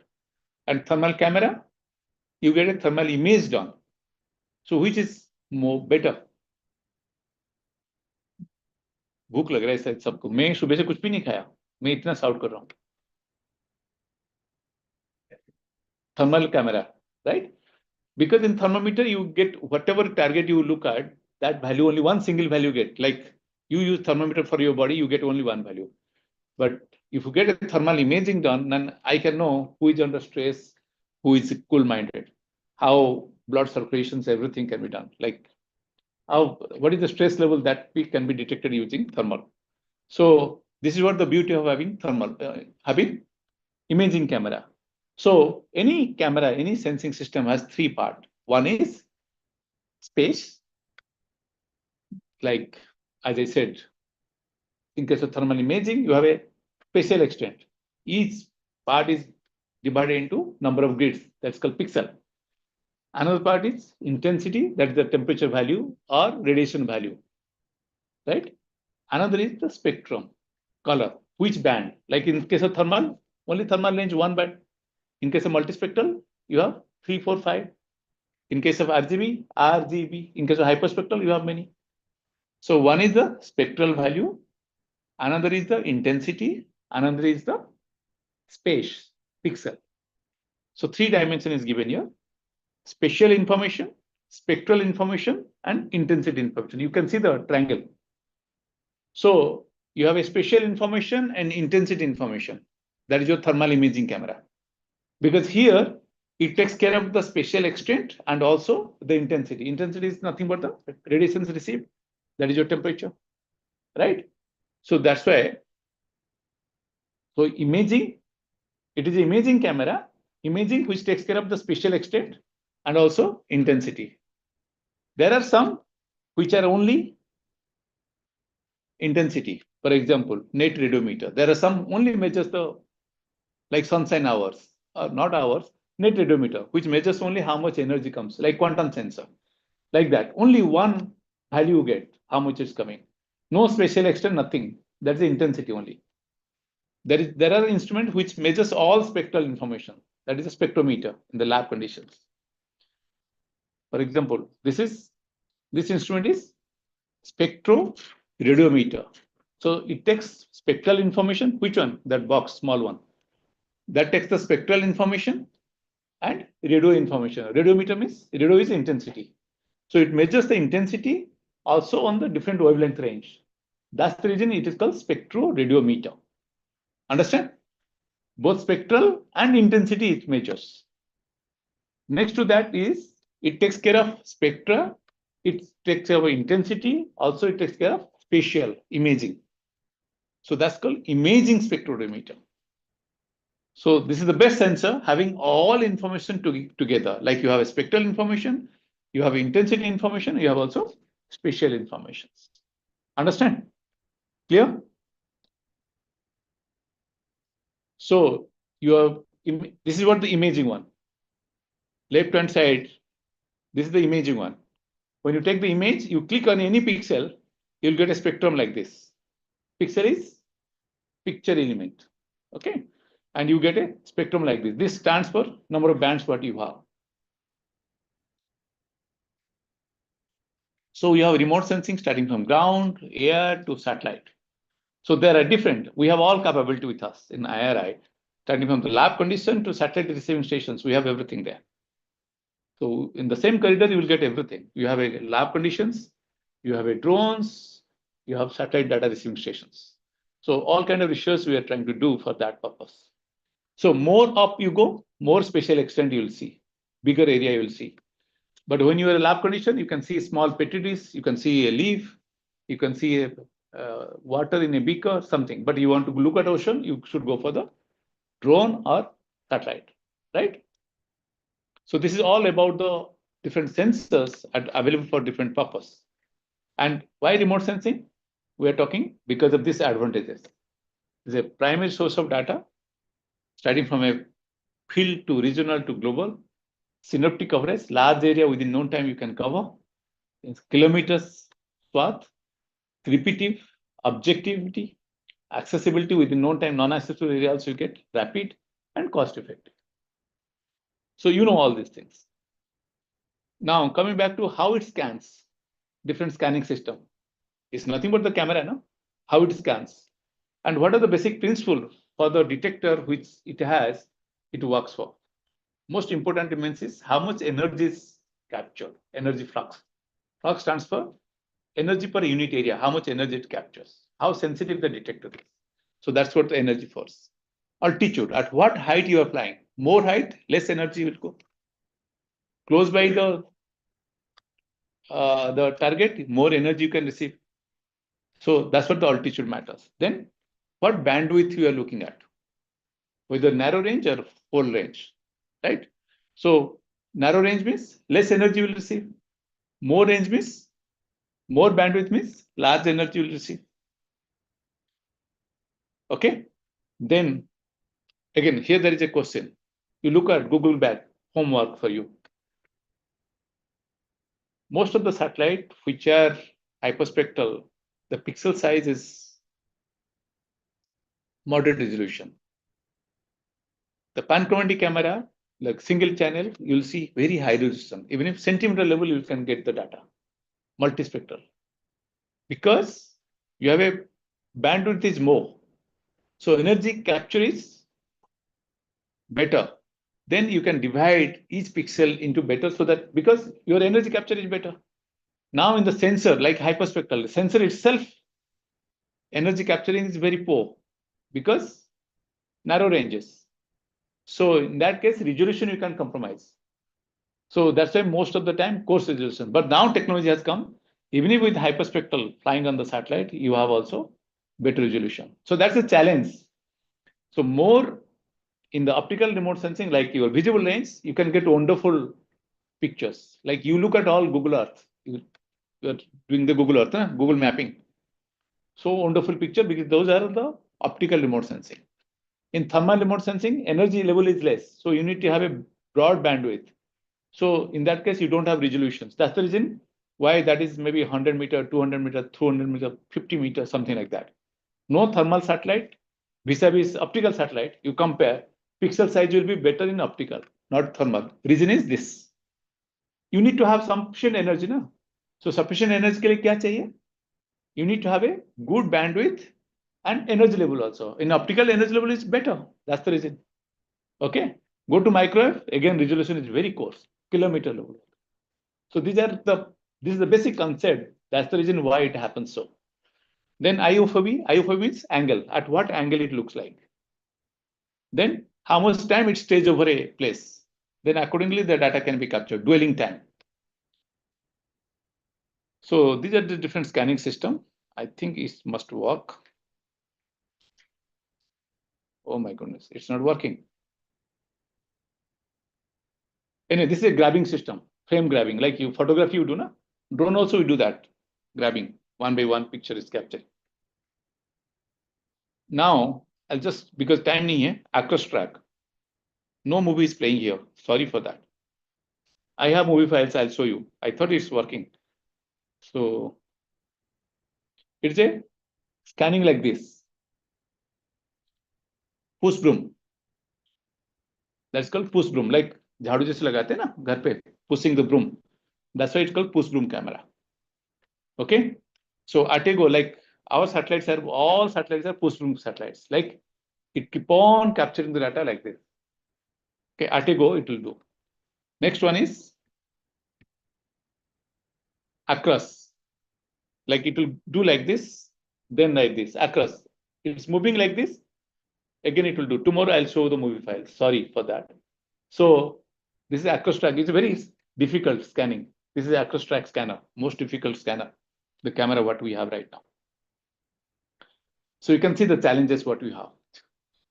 So most of the cameras are along the track, push broom cameras, satellites, most of the satellites. Across track is very difficult, but energy level is very high, better.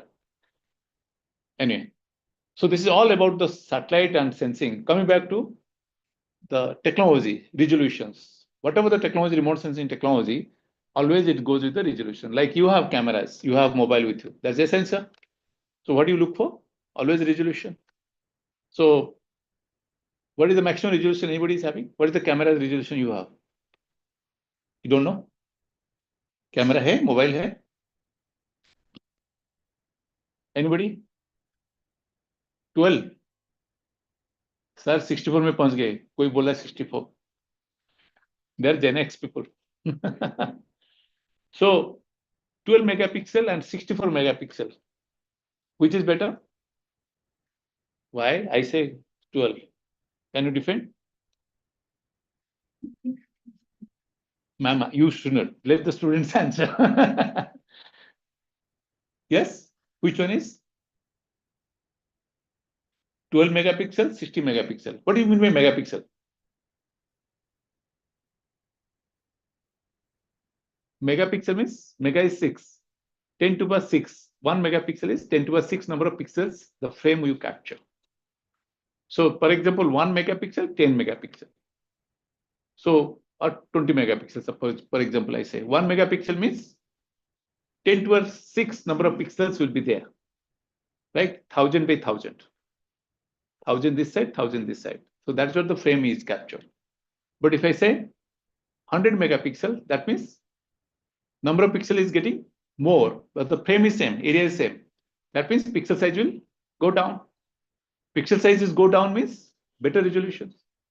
So you have pictures in the airport or wherever you go, like what is that movie? That camera, Oppo's or like iPhone 16, 16 Plus, Max Plus is having. The camera is the beauty, like the kind of resolution what it is having. So because the frame, the pixel number goes like anything, and so the smallest particle it can see. Like from distance, you can see I have a strips. But if I have a camera which can see also texture of the cotton itself, weaving, how it happened.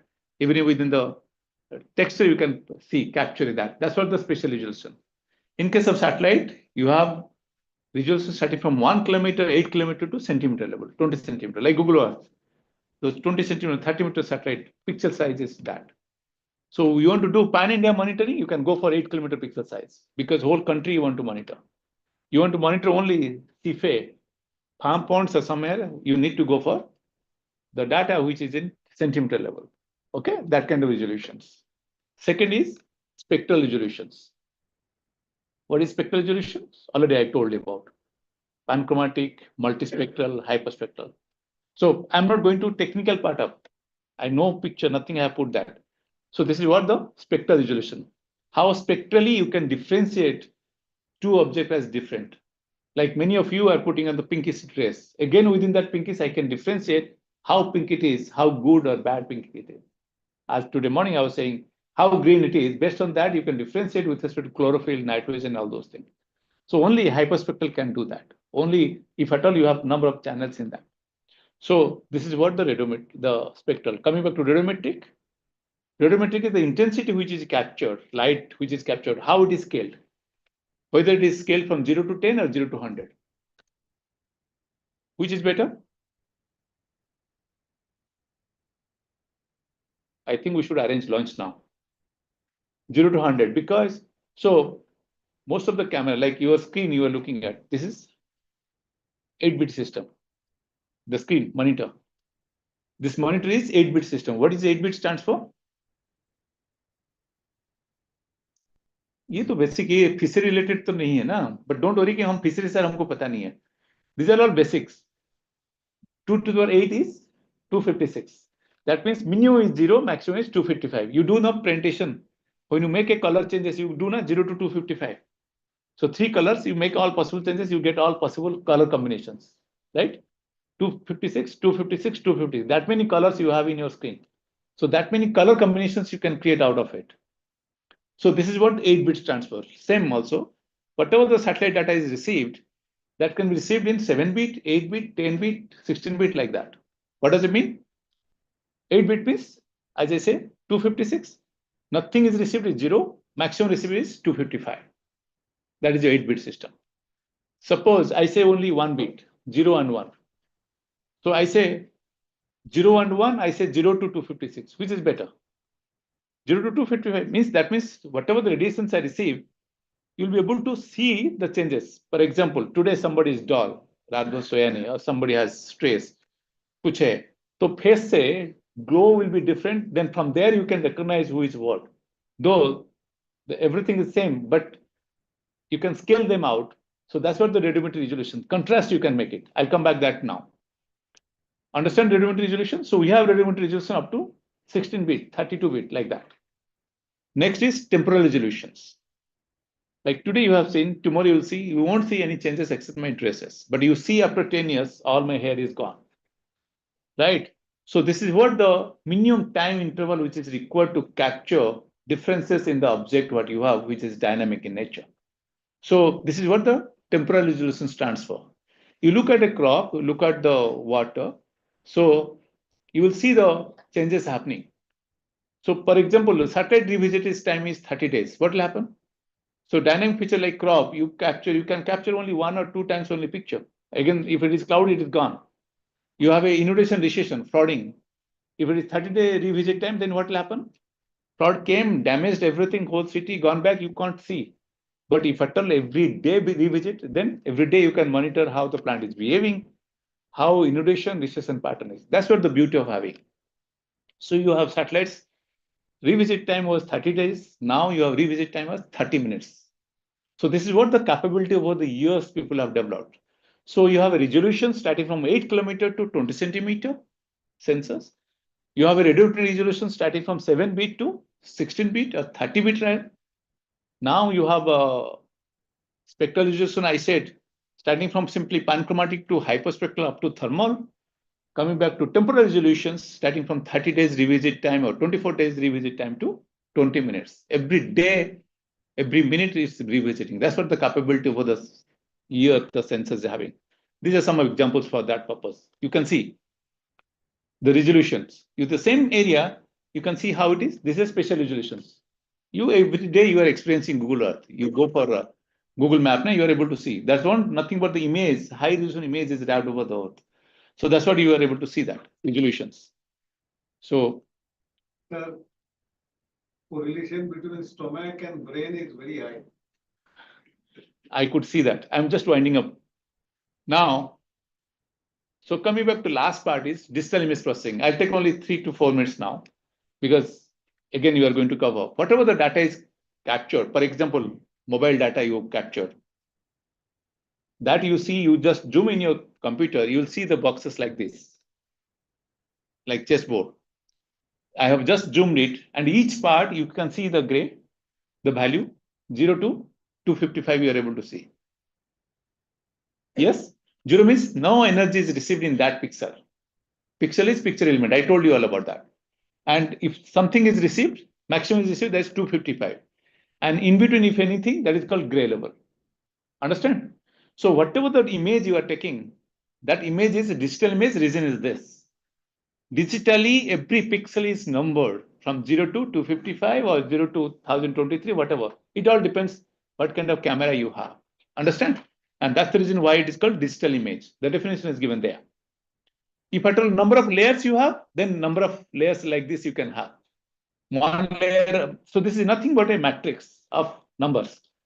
So you have a number of matrix. So for that purpose, you need to understand basic statistics, like univariate, multivariate, all those things. Mean, media, mode. So if you know spatial statistics, if you know basic statistics, then you can wonderfully do digital image processing. So basic requirement is you have to go through statistical courses for that purpose. Otherwise, you just computer driven, you can do. So you need to understand all those things. That is the purpose. So I keep all those things. So you click on any image, you're able to see the statistics, minimum, maximum, median, means that pixel, what is the maximum value, what is the minimum value, everything you can get. And you can plot them like this. Now coming back to the color image development. This is, I think, towards last only. So whatever image you capture, a single band is going to be black and white. But you pull them together, it will be color image. So, for example, this is the image which is captured with the 3 frame, blue, green, red band, green band, and blue band. You are able to get the image. That's why it's called NCC, normal color composite or true color composite. What exactly happening, same thing you are getting. But if I changes the color, computer doesn't understand anything. Red ko main green kar diya, green ko red kar diya. Then that becomes false color composite. No more false color image. This has become composite because you are compositing a false notation. That's why it is called FCC. So mostly satellite remote sensing will see them as FCC. Okay. Now coming back to, so this is all again I'm skipping. So you can see that is the NCC, natural color composite, and down it is FCC. And remote sensing, mostly we don't look at the natural color composite. Question is why? You see, look at the left-hand side. Mostly the scattering, as I told you, the maximum scattering किस में होगा? Blue, green, red, like this you have. Scattering happens maximum in the blue band. So in satellite remote sensing or remote sensing, hardly use blue except if you go for water studies. So mostly blue band is omitted. So already 3 color banana tha, 1 color is gone already, blue band is gone, 1. Second, in case of spectral signature, which is maximum energy you are receiving? Where? In case of vegetation? NIR. That is the NIR range, no? जो maximum radiation आ रही है. NIR is colorless because red के बाद जो है colorless. So maximum information I have in NIR, but I need to give a color so that I can understand how the base station is behaving. So NIR will be given a red color. Red will be given green color. Green will be given blue color. Computer doesn't understand anything. So I have given whatever NIR band, NIR energy, that I give as a red. So whatever vegetations you have, those are all red patches. You can see the natural color composite. The green जो है यहाँ red दिख रही है. And wherever green, that will become, red will become green and green will become blue. Okay, that's the reason it's called FCC. So that interpretation, natural color composition interpretation, is altogether different. Coming back to the data, as I told, 0 to 255 like this. I think I should skip. There is two things happens in case image. Like you do all editing in the image. Every day you do. How good is my picture? You do contrast, you do brightness, like you go on your phone, all possible options are there. So what is the difference? Like you see, this is a dark image, poor contrast. Contrast means the range. Dark means the intensity value. This is what the picture is. Contrast is what is the range you are capturing. Range is captured very narrow in the first one. And dark because the towards lower part. Here, bright image, but contrast is very poor. Bright image means most of them are in the high values, but contrast nahi hai. Down one, you are able to get the good contrast, but low. Now, see here. This is the last slide. You see, left-hand side. You are not able to see anything. What I did a contrast change. You are able to see the picture. Left-hand side, the ocean, like your Bombay city here. You have a Arabian Sea, then you have whole city is the other side. So you are able to see, if you do the contrast, that's what manipulations you can do. You can get wonderful picture capture. Again, there are many processing techniques for that purpose, how to do the linear stretching, histogram, all those things I'm not going to cover. So these are some of those basics, what we try to do. And mathematically, this has to be done. In very simple equations or statistics, what we try to use for. So thank you.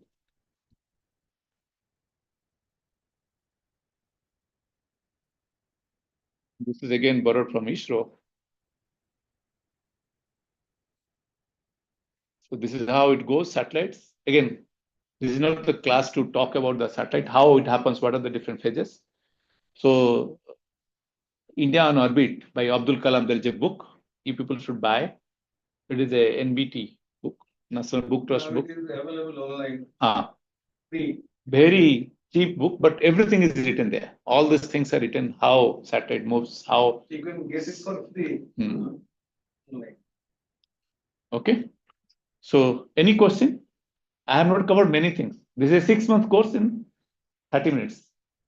So tell me, any question? भाई मुझे समझ में नहीं है sir भूख लग रहा है FPS और FCC हाँ इसका नेचुरल कलर का जो है और वो जो फॉल्स कलर है वो मुझे समझ में नहीं we don't use the blue band, we are using green, red, near infrared most of the time. क्यों ब्लू बैंड में मेरे को कुछ निकलते नहीं ना ठीक है हाँ लेकिन क्यों वो कलर कर रहा हूँ नहीं है ना सैटेलाइट में नहीं आता है know most of the satellite you don't have blue band now I don't make red, green and blue. I make magenta, pink and yellow. You do it. You can do it. यही मैं बोलना चाहता हूँ नहीं मैं sir I don't want to complicate the process. Here the idea is the things which you cannot see, you are making it visible by giving a color. That color, no, there is a convention people follow, but actually, theoretically, you can give any color. In my slide, one thing I said, even if you have blue, green, red, if I change the color, that becomes FCC. Right. So FCC stands for that only. Now, coming back to remote sensing, for the base station purpose, we use near infrared, short wave infrared, all that. That we want to give a color. You only see, you can see that. That's what I told. A convention is there. Otherwise, if you want, you can put other colors. Other color also. Yes. For example, NIR को आप कुछ भी color दे तो क्या फर्क पड़ता है? But it is called false because it is false. I have one difficulty here in this. Of course, it cannot easily be answered. I know that. That in the NIR also, whole NIR, whatever signal is coming, I am giving a color. But within that NIR also there are different subbands. So in some subbands, maybe my reflectance is very high. Sir, how do I represent that? When you make a color image, at a time only 3 bands you can take. Okay. In case of hyperspectral, we take only at a time 3 to visualize. You have many things, but which 3 bands you have to take visualize, it all depends on you. So, but you can take only 3 bands to visualize. You have 100 bands down there. You have to select only 3 to display. Try to find out that is there any way this question answered? Although RBG only we work with, but possibly when those equations come up, the more use is there. Possibly in future, it may be possible to say red itself. We can have different shades. That may be possible one day. But the idea is this, that you can get finer definition. The reason I am telling you, suppose you have got these identification system you are having. Now disease, initially the contrast between say the greenness and the disease leaf.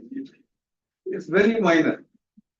So within an area, you may be getting in some band disease more prominent than the others. Now how to differentiate? That differentiation may be future. Future we may have to think of more color. Sir, we have a color called density slicing. We do pseudo coloring like a thermal band. You have a single band. Usme we do coloring. Like for example, you do NDVI, you do something. You have a single channel. 2 band को लेके बनाया लेकिन single channel में वो black and white. You can't interpret. Again, that I give a color based on the thresholding. Then from there you are able to differentiate. For example, look at the pest and disease. You have a single channel. That single channel you can do a density slicing. You get a wonderful picture, which can be easily interpreted. For example, thermal image I show you, na canopy temperature difference. So you the blue part, red part.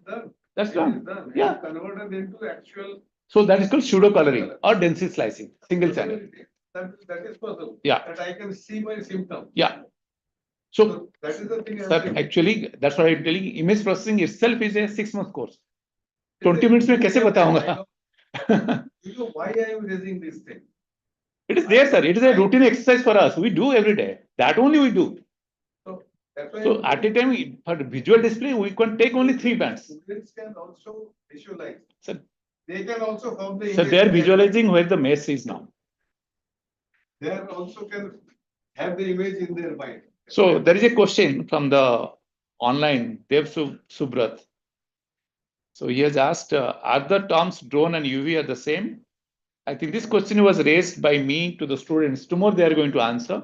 Otherwise, I am going to give the answer. This is a question given to them for homework. UAV and drone, what is the difference? And what is the expansion of drone? So this question is tomorrow we will answer you, if tomorrow you are joining. Okay. So thank you all. Online joined. When you are resuming? Around 2:30 or 2:40. 2:40. Guest house and come back. So it's 2 o'clock now.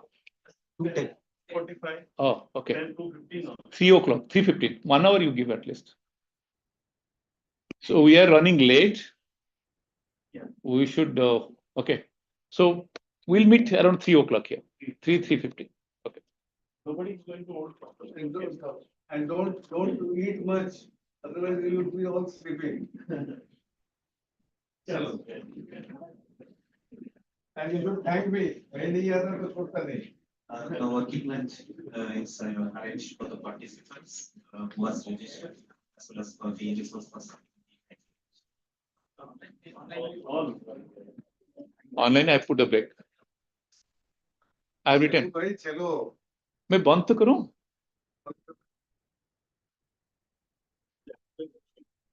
मेरे battery down हो चुकी है. वो ये battery भी गया. 700 break.